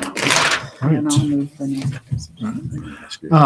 Is there any public comment? Okay. We outlasted the public. So, Mr. Chairman, Be grateful. I'm going to make a motion that we move to executive session to discuss a possible naming opportunity. Is there a second? Second. Okay. Vice Chair Mr. Soto Chairman. and this potential naming opportunity because the donor has requested it to be confidential? Thank you. We'll add that to the motion. Yes, indeed. That's an affirmative. Okay. All those in favor say aye. Aye. All those opposed? Okay. So we'll take a 2-minute break. It'll be a short one. We won't be voting without you right now. That's for sure. Camera's gotta get out of there. Oh, yeah. So like, we can go into executive We session. can bring it off the table now.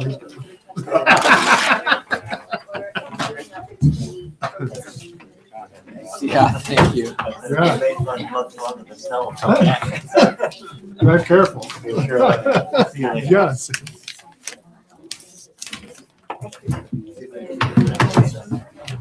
So can you bring it off the table in the retreat?